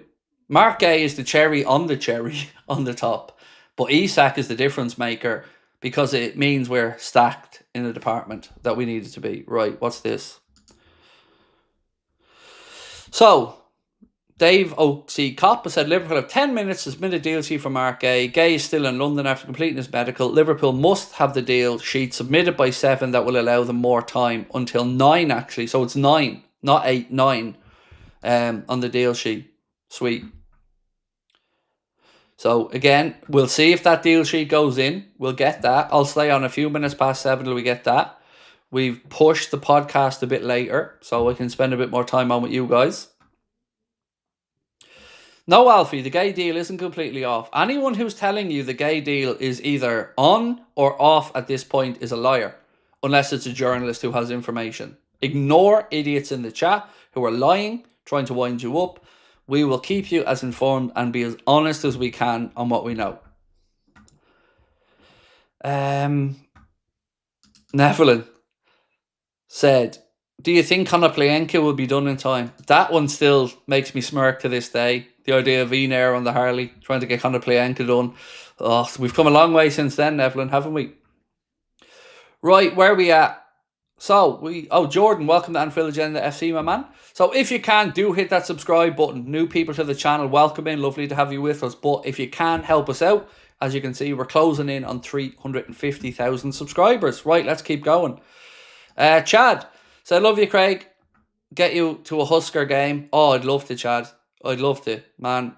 I've said this to you behind the scenes, Chad. I love America, man. I'm so sad I can't just book a flight now and go over next week to a game with you, mate. Because I would if I could do it. But the visa thing stops me from being able to take a decision like that. Because right now, Chad, I promise you, dude, I would be over going to a game with you next week if I could do it that quickly. If Bayern, for example, wanted Oliver Glasner right now, does anyone think he would say no? I want to stay at Palace. I highly doubt it. Look, I don't know Oliver Glasner as a human being to know whether he'd turn it down or not. I really don't. And I don't want to throw anybody under a bus either. You know, if I'm Oliver Glasner in his position, I'm probably wanting my best centre-back to stay as well. But the only person in this whole scenario that I genuinely feel bad for is Mark Guehi. Because like I've said, what message again does this send out in football? Be a model pro, treat the club with respect, get shafted. Throw your toys out of the pram, go to the media, kick up fuss, brief journalists, get your move. So, you know, we keep hearing from the Mersons of this world and everybody else that has a goddamn opinion about Liverpool that, you know, acted this way. Well, here's an example of a player who's acted like an absolute gent. And, you know, he's getting shafted, so... Well, potentially getting shafted, but certainly getting dicked around.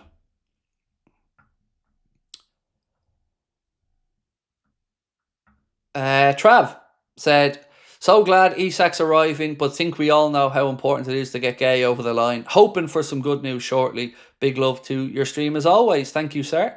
Also, do you know what else we've got nothing on? Nobody has mentioned what's happening with Canade's future. We still don't know that.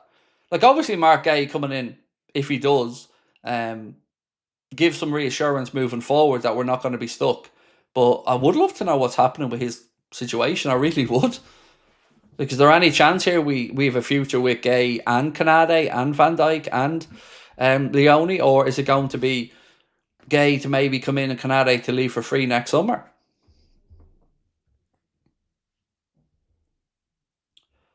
Will Isak go through past 7? That's done. Don't worry about Isak. That is done. That paperwork has been lodged. That deal is done. All that we haven't got on Isak is the announcement. But it's done, registered, no problem. Don't worry about that. It's just coming down to the Guehi situation. But yeah, 100% Isak is done. Don't worry about that. You're just waiting for an announcement from the club on that one.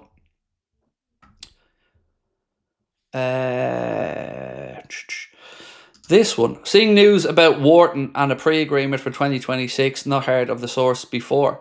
I have no idea on Wharton in the future, mate. I wouldn't have a clue on that one.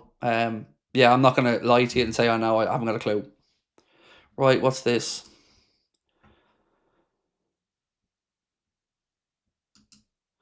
So, Ed Aarons, who covers Crystal Palace very well, said told that Crystal Palace are expected to complete the signing of Jay Canvot before the deadline. The France under-20 defender has agreed a 5-year deal. So hopefully that gives 7k watch TalkSport, 9k with you, Craig. 10k now. Yeah, people know what's up. You've all made the right decision. I appreciate you. Thank you. So yeah, Ed Aarons have been brilliant covering Palace. And hopefully, if they're getting good news on that Canvas signing, which has been one they've been working on and we've all known about for a while, hopefully that pacifies Glasner a little bit.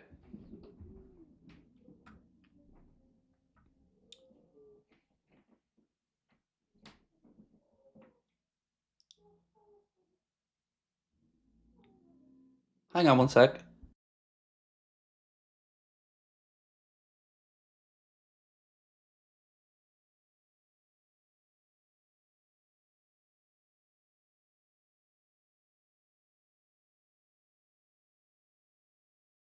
Sorry, I heard some Ferrari upstairs. I thought there was something wrong, but no, there wasn't, which was good. I thought somebody had hurt themselves or something upstairs. Virginia said, just read that the deal sheet will give till 9 p.m. Yeah, and I was wrong on that. We thought 8, but 9 is what Dave O.C. Cop said. Absolutely right. Yeah, 10,116 in at the minute, which is absolutely insane. Thank you all for being with us and trusting us on deadline day. We are, well, trust me, we've got everybody on alert, notifications ready to go. Atna comes in, we'll bring to you immediately. Robert said, Craig, with so little time to go, all the community thanks you. You've been our rock. I appreciate that, Robert, but you guys never ever need to thank me. This is a team effort and it's a pleasure to be here with you all. And thank you. Appreciate that. Right. Gary said 10 minutes left. Should we know about Guehi by now? Well, we should know very soon if a deal sheet's going in. That much we'll know. We'll know very soon if a deal sheet's going in. At this point, I'd be astounded if a deal sheet doesn't go in. Even because it just buys more time, right? So, squeaky bum time. Here we go. Deal sheet submitted. Deal sheet's gone in. Deal sheet gone in. Just got that. Deal sheet's gone in, and you're getting kicked out, David, for being a prick. Nobody gets to lie to my audience, mate. Nobody. Don't care if I've never met you before. Not happening. Deal sheet has gone in. Submitted.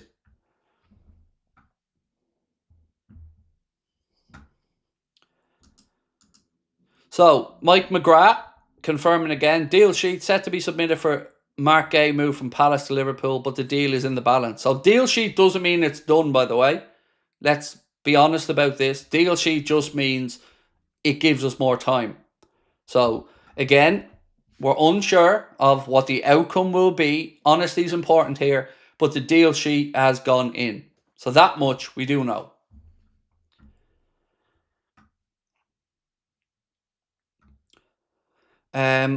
Next up, where are we at? ESG Soccer said, had me tearing up at lunch. Love from Texas. Off topic, but I think the new Europa League format, no Champions League teams, is terrible and extremely dilutes the competition. The Conference League is worse, in my opinion. So I agree. I think like when you look at the teams that were in the quarters and semis of the Europa League, it hadn't got a patch on other years. It just didn't. But I also understand the thought process behind it. Whew, this has been one hell of a day. King Kenny said, football business. Craig, if Glasner does well this season and a bigger club comes in, will he be loyal? Not a chance. He'd be gone. What a window. I agree. And loads of people have said that. I agree. So we now know the transfer window is done. It is officially closed. But don't worry. Isak confirmation will come soon. That's done. We have a deal sheet in. Or we're expected. The deal sheet's gone in. And it's been said by the media, deal sheet's gone in. So we've 2 more hours. But just because the deal sheet's gone in, that still doesn't give us an indication of whether this deal gets over the line or not. Because that's going to come down to Crystal Palace and whether they sign off on it. So we still don't know on that, but there is more time to work through it. And I agree with King Kenny as well. He'd be gone in a heartbeat, mate. Of course he would. Breaking, if Guehi is sold, he'll leave Palace, as reported by Romano. Glasner, tough. Bye, adios. You know, look, let me say this on this.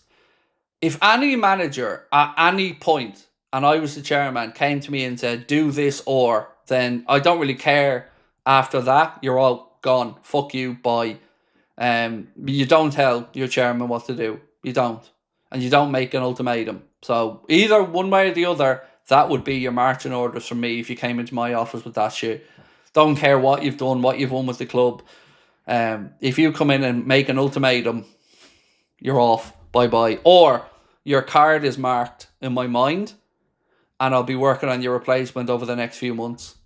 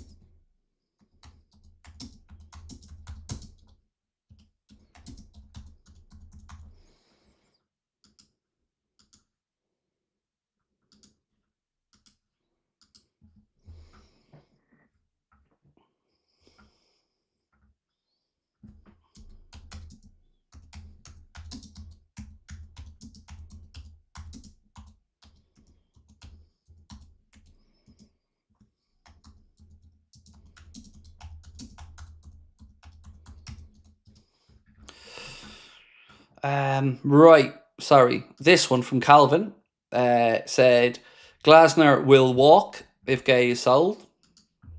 Okay. He's made that decision, and let's wait and see what happens if he does or doesn't. What's this? So Palace have announced the signing of that centre back. So Palace have announced the signing of Canvot, the guy that they were bringing in. So hopefully that nudges this through then where they go, okay, we've got this one over the line. Is Isak done? Yes, but it hasn't been announced by the club yet. Anybody coming in, you have my word, Isak's a Liverpool player.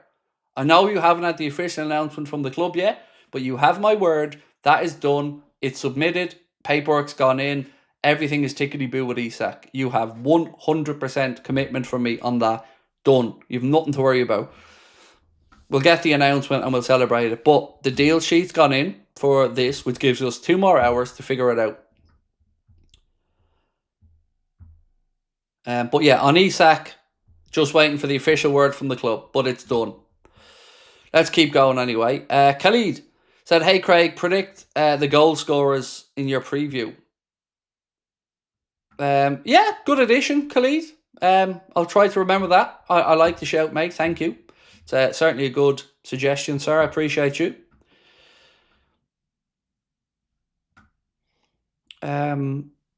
This one from King 7 said, Paris surely can't allow Guehi not to be sold.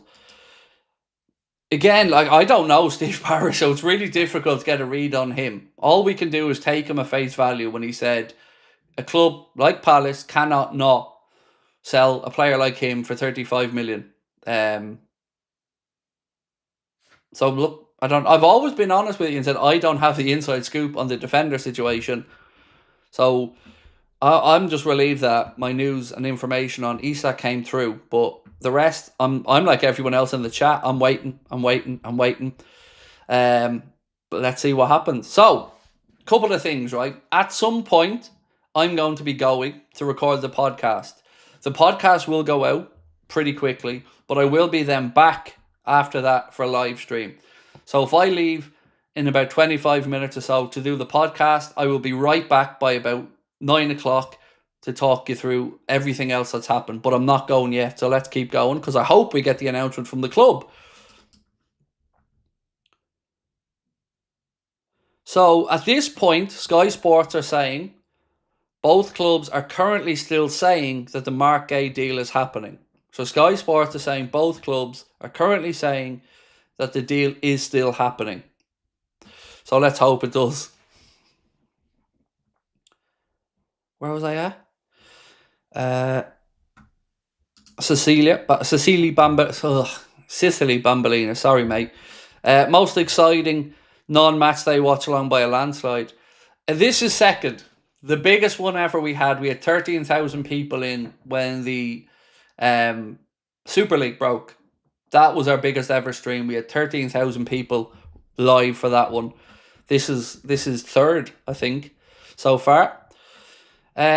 So what is a deal sheet? No problem, DCM. So a deal sheet basically means you ask the Premier League and the FA for more time because you're just working through the paperwork. So you have to put the sheet in to say everything else, the medical, all that stuff is done, and you're finalising details of the deal. And you get an extension for a couple of hours on that. So that's what a deal sheet is.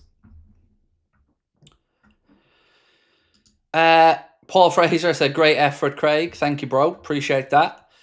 Really, really do. And it's been one hell of an effort from all of us. Connor in the background, Mark, our chief moderator.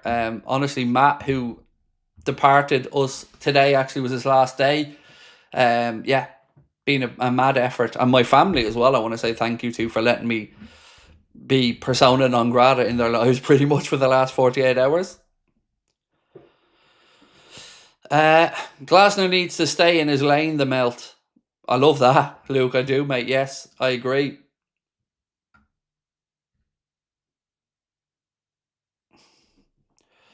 Isak done, yes. Everybody can rest on Isak. All you're waiting for there is the announcement from Liverpool. That's 100% done.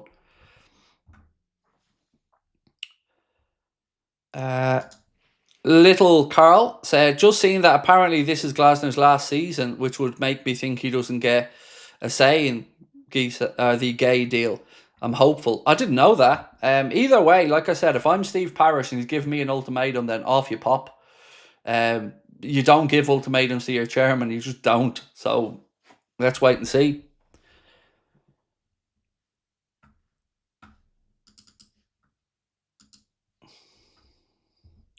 So now we have multiple journalists have confirmed that the deal sheet has gone in. So now we know Isak will be announced soon.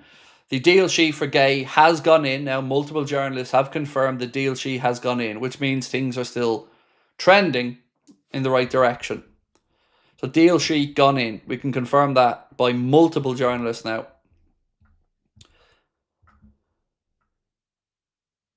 Corbin said, I'm sweating. Glad you're with us, Craig, to watch. Thank you, mate. I've needed the loo for the last hour, but I'm hanging on. I'll have a quick 15-minute break between this stream and the podcast. And guess what I'll be doing in that 15 minutes? I'll be going to the office. Tipsy Dipsy said Paris needs to look at his asset. After his asset end of the day. He needs to sell and get 35 million quid. But let's wait and see. So, Crystal Palace have announced the signing of Canvot as well. That is done. They've signed him. So, that's at least one in for them. Adam Doyle said, how many goals do you think Isak scores in all comps this season? 20. Because he's at a late start and I don't really expect him in until after the October international break, really, as a starting player. So I'm going to guess 20 in all comps, Adam, but I'd be happy with that. Jason said, thank you, Craig, and your team for this summer. Got us all through a very, very tough summer. So glad I found your channel. The quadruple is coming. Well, if the quadruple comes, we all come. That's the best way, Jason, to talk about that, mate, in all honesty. Let's be honest. If the quadruple comes, everybody's happy in every sense of the word. And there'll be a lot of children named Arna and Alexander and Mohammed and Virgil and Alison and Ugo and Maka.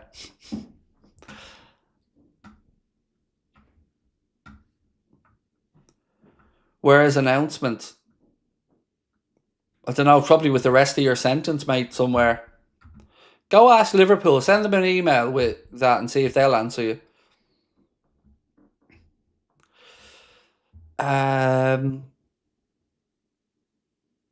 This one from Lolly. Always lovely to see you, Lolly. I hope you're well. Said, hi, Craig. Super window. Hooray. Want to know if this window would have happened if we didn't win the league. Really don't know, mate. I get the feeling that, and again, I've no way of proving this, but I've always had a thought process that FSG have done the infrastructural work, as others have said. They've laid the pathway for this by being frugal in other windows, which did annoy me. But they also, I think, smell blood in the water. And yes, Arsenal doing well last season would have done no harm, Lolly. But Manchester City floundering around, Arsenal doing their bits, I think just made them feel now is the right time to really go for that era of dominance. And I think we're going to get it.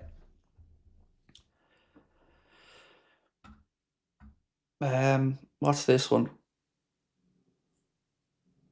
For the deal sheet to be accepted, does Palace need to accept it? It means that they're still discussing the points of the deal and the contract. So hypothetically, yes, it means they're still open to it, but I'm not going to say definitively that it says yes or no. If the quadruple comes, we all come. I'm having that, Craig, my man. You're very welcome to it, my friend. You're very welcome to it. You know, I've robbed enough catchphrases over the years, dude, so crack on with it.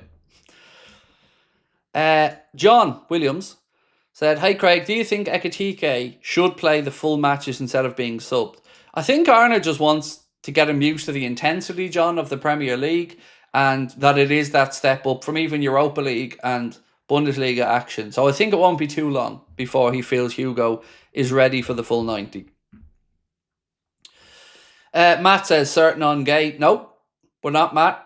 Anybody who tells you they are certain at this point, I think, is lying. We're hopeful. We know the deal sheet's gone in, but there is no certainty as of just yet at this point.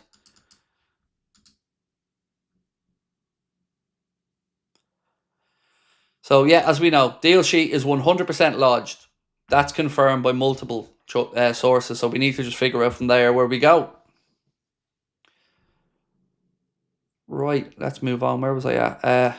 Oshmoose said, any idea on Isak's wage and what does Mark need to do? 250 was the number I'd heard the other day, but don't quote me on that. Truth is, I've no confirmation of his wage, but 250 was a number that I'd seen mentioned. Newcastle are also having a stick in a deal sheet, by the way, for Johan Visa, so that's gone in for them as well. Keith Downey saying that for Sky. Newcastle have put in a deal sheet for Johan Visa.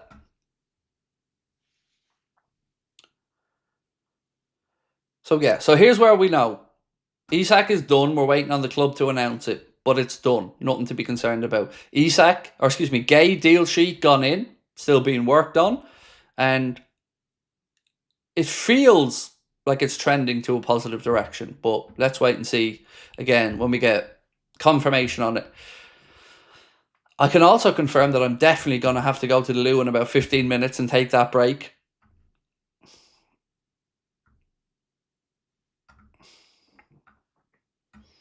Sky just reported Palace have signed the young French centre-back. Yep, that's also correct. Canva, that has done. JD Canva has been signed. Benjamin said, you've been legendary this summer, transfer window, Craig. Much love from Singapore. Thank you, Benjamin. I really appreciate your support and your kind words, mate. BBC saying we have till 1 a.m. to complete the paperwork. That's not true. 9 p.m. I thought it was 8 at first, but it's 9. Ben said, what are the odds Glasner spits the dummy and ends up at Leverkusen? Maybe, but he's gone to a weaker team in a weaker league. But maybe he does. I don't know. Look, put it this way. I don't think Crystal Palace will be short of options as a manager if Glasner does go, because, you know, they're in Europe. They've got a good group of players there. But look, Glasner will, you know, live and die by his own actions. It's his career at the end of the day. Deal sheet gone in for Visa. Be funny if that collapsed. Well, that doesn't really impact us anymore, mate, because Isak is a Liverpool player, so that doesn't matter what happens for Visa. But for Newcastle fans, I really do hope they get him. And for him, I hope he gets the move. Like I said all the way through this, despite what the Geordies were throwing in our direction, I have nothing but respect for them. Romano tweet, apparently. Mark Connor, if we can get that to me. Right, let's keep going. Nessie said, Craig, what a deadline day. From Kabak and Ben Davies to Isak and Guehi, we've come a long way, and thank you for this awesome stream. Oh, this is legendary, Nessie. I'm enjoying every minute of it, apart from bursting for the loo. But yeah, it's incredible.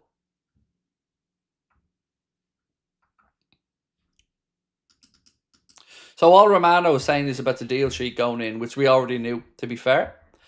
But we have 738 subscribers to go, folks. If you can, please do hit that subscribe button and help us try to push towards that 350k. Right, where was I at next? Addy said, do you think Isak starts against Atletico Madrid? No. No, I don't think he starts against Atletico at this point because he won't have enough match fitness. I'm penciling in the Manchester United game, the one I'm going to on October the 18th or 19th. I'm penciling that in for his first actual start. He will probably get minutes against Atletico and maybe in the Merseyside derby, but he will have to build up to match fitness. Now, hopefully he gets some minutes with Sweden over the international break, which he is headed to tonight, by the way.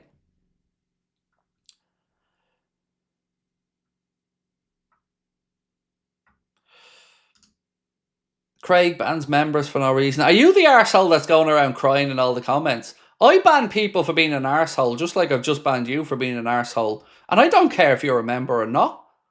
You will show respect to my community and to my chat. And if you don't, I will ban you. And I don't give a shit. Stop crying, put on your big boy pants, and learn to show some goddamn respect, bitch. Simple as that.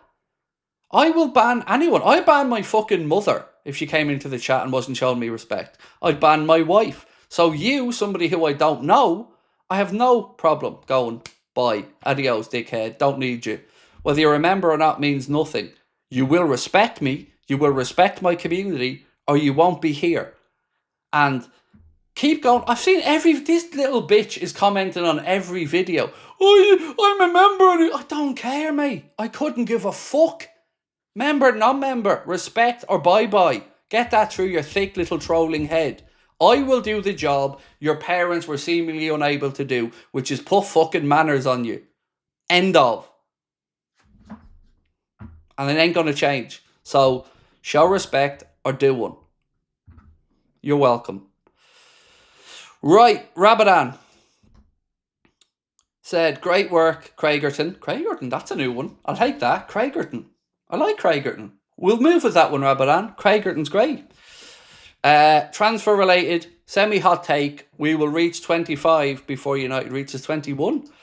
It'd be nice to get the 21 this year, won't it? To just move a little bit further. And I'm very confident we do that now with the Isak signing. Although I'm really excited to see Isak's video. I want to see that unveiling video. I do. Because, I know people wanted to see and looked forward to my smirk a little bit, but I'm waiting for Isak's smirk.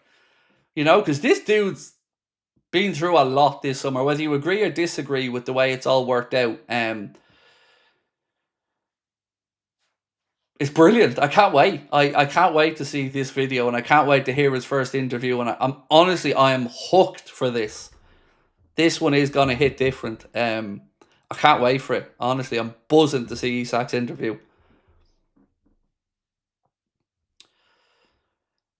Lord Craigerton. I'll take that. I keep forgetting I am a lord. I honestly keep forgetting I have that lordship. Yeah. Oh, I'd love to get that in the passport. Imagine that, Lord Craig Houlden from a council estate. Anyway, let's keep going. Would love to see you on a stream with Terry Fleurs. I wouldn't wipe my arse with Terry Fleurs, mate. He's a rat, and I don't care who he works with or what he says. The man is an absolute shithouse. And I did go on his channel once, and he had somebody on there to try to talk about Hillsborough and to belittle me. And the person told me that I was set up. Sonny, the Arsenal fan, told me in a message that Fleur set him up and me up to go on there for aggro and then to try and get views out of it. So of all the people in our industry, I put him below Goldbridge. Anyone. Goldbridge I actually have a respect for to some extent. But nah, mate, not him. He is not my type of guy whatsoever. I have no respect for him. None. Zero. So it's not going to happen, basically, is what I'm trying to say. Yeah, not going to get into it too much, but no, not my cup of tea. Right, let's keep going. Best transfer window ever. Whoop. Yeah, definitely is. Feels that way.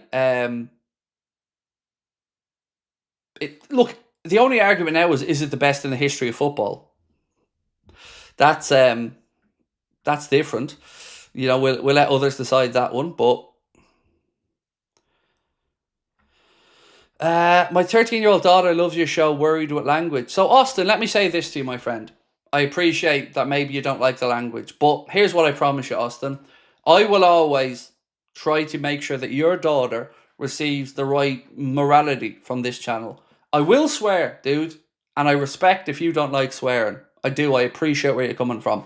But my intent, my is always honourable, and I will never, ever preach hate to your child. I will never send your child in a negative direction. I am a father myself of a 13-year-old child and a 21-year-old girl. And if you can look past the swearing, which is your decision to make, sir, I promise you I won't be filling your child full of hate or anything but love, because that's what we're about on here, mate. I love swearing. I'm Irish. It's my birthright to swear. But the intent of my words is always kind and loving. That much I will say to you, my friend. After that, it's on you to make that decision as a parent, and I respect that decision either way. Right, let's keep going. Red Hot Frank said, hey Craig, what's happening with Guehi? Oh dude, your guess is as good as mine at this point. Yeah, I'm hoping, but I don't know. If I told you I knew, I'd be a liar. I don't, but I'm hoping and hoping and hoping. What's this one? Sources say Glasner and Parish are at loggerheads. Parish wants the fee for Guehi. Glasner told Glasner to work his best and they'll reinvest it in the summer window. Glasner livid at it, telling him it's not how a club operates after winning a trophy. I don't know what to say there. Yeah, I don't know what to say to that because, look, that's a relationship between a manager and a chairman that has nothing to do with me. Language is about context, which is lost these days, said Barry. Agree. Like, I know people who don't swear but fill people's minds full of hate and misogynistic tone and stuff that I don't want my kid watching. So I'll always understand someone looking out for their child watching. It's more than fair.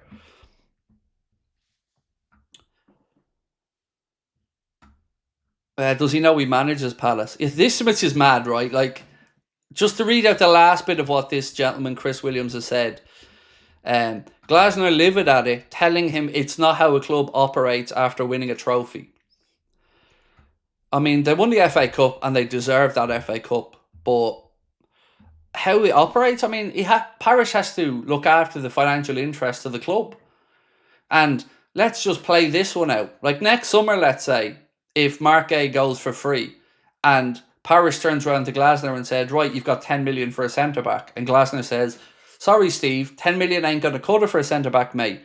Well, Parish can go, well, I could have had 40 million, but you didn't want to sell Mark Guehi. That has ramifications. The ramifications are that we've taken 35 million out of the kiddie. So what do you do? So, you know, there has to be a bit of common sense in it here as well. And it is Crystal Palace we're talking about. Now, for context, getting into the Conference League group stages, to Irish clubs, so maybe it's a little bit more, I know it's worth about 3.8 to 4 million euro for Shelbourne and Shamrock Rovers to make it into the Conference League format. So maybe it's a bit more with higher attendances for Palace, but you're still talking about pittance in the grand scheme of things. So £35 million is a lot of money.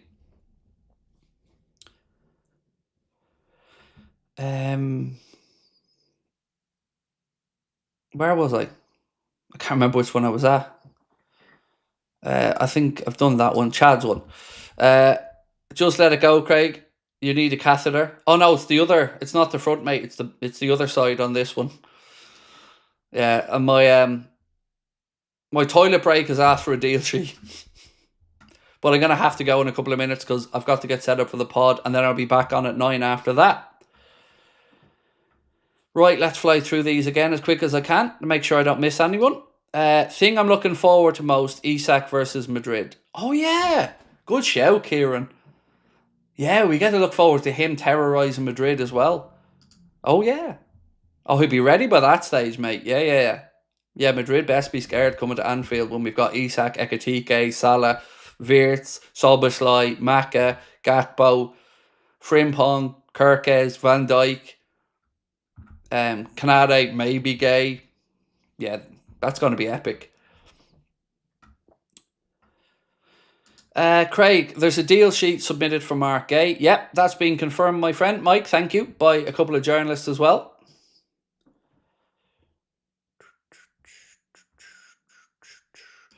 Blizzard said, what are you expecting for Ekitike role in the squad now? Yeah, it's really interesting. It's a very good question. It's one that I can't tell you I know the absolute answer to, but I'm expecting him to drift to the left on occasion. I still think he'll be a centre forward for the next while because because I think it's probably going to be Isak in the long term. But for now, I think he'll play and then eventually off the left. Adam said, I do have to mute you around my girls, Craig, but I'm always going to come back because there's always a little hooligan. So here's the thing, Adam, right? In Ireland, at least in my growing up, I don't understand anybody having a problem with swearing. I've never understood it. And I'm a big advocate for it because what are we protecting the kids from with swearing? My kid swears. My child swears and swore since he was 10 or 11. But here's the thing. He doesn't swear at people he knows not to swear to. He shows respect to his teachers. He shows respect to adults. Does he swear with me when we're having a laugh? Yeah. And what of it? I know he's a good kid and a good-hearted kid, and I know he'll go out into the world and treat people properly. So I don't get the pushback on swearing, because who are we hurting? You know? Would you rather me say the F word, or would you rather me preach to your son that he should belittle women and that women are subservient? You know, this is what I'm talking about. A bit of swearing, I've never understood the problem with it, because, you know, who is it hurting? It's a word. It's not an action. It's not hate. It's just a word. And I use it to kind of emphasize points a lot of the time. But I respect other people's view of it as well. I just often wonder, who are you kidding though? Do you think Johnny and Mary and whoever your kids are, when they're out in the front playing with other kids, aren't swearing? Do you think when you're not around they're not swearing? Do you think they don't know that you swear? I've never understood the thing about swearing. I just don't get it. It's how the language is delivered in the context that's important. But I respect your opinion as a parent. You know, you bring your child up the best way you want to, and I wish you nothing but love in that. Right, what's this that I've just been sent? I mean, we've got Isak in a shirt through a window. We've got a picture of that, Isak in a Liverpool shirt through a window. Right, sorry, Craig, I didn't know there was bad blood there. There isn't really bad blood, because I don't really think about him. He uses me for content on occasion, like he does Goldbridge and others, but I gave him a chance, despite other people saying to me, don't work with this guy. I went on his channel, I gave him a chance, and he stabbed me in the back and set me up. You know, what else can I say after that? I tried to be fair with it, but, you know, I take people as I find them, and I found him to be snide. What have we got? Are we in a transition season again? No, we're in a winning season. Right, Frozen said 4-4 tunes. Isak's first day is class. Oh, I will be watching that later, my friend. I love a bit of 4-4 tunes. I think we'll only get announcements after the Guehi deal is finished. Much love from South Africa. Thank you, Brad. Right, ladies and gents, I'm going to have to go and record the podcast with the lads. So I'll be back on at about between 9:15 and 9. I'll be back on, and I'll have more information, and we'll talk about hopefully the deals that have gone through. But I'm going to have to take a little break for a while. We've been on now for what, 3.5 hours. But I will see you back at about 9:15, 9 o'clock. So do keep an eye on your notifications. BBC saying that we have till 1 a.m. 9 p.m. is what I'm aware of, Stephen. Brad said, I think we'll only get announcements after the Guehi deal is finished, as we've mentioned. Could be, mate. Let's wait and see. If we don't get Guehi, are you worried? Will you feel like the window is a failure? No, not at all. You know, if Canade stays zoned in, I'm not worried. It would have been a failure if we didn't get Isak, because we need the extra forward.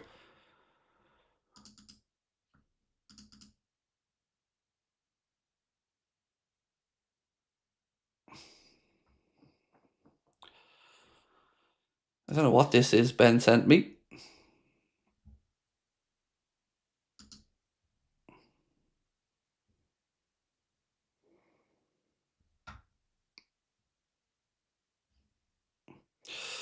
Oh, you had me excited there, dude. I thought I was in the video. Right, I'm going to go. I will see you guys at about 9:15. Podcast will be out tonight as well. Last super chat I have to get through. Well, some Anfield 09. So needing the clips of Rio, Cook and Trent and training. Yeah, they'd be great. Right, ladies and gents, much love. I will see you guys back here at about 9:15 or 9 o'clock. Do hit that subscribe button for me if you can before you head off. And again, we'll get them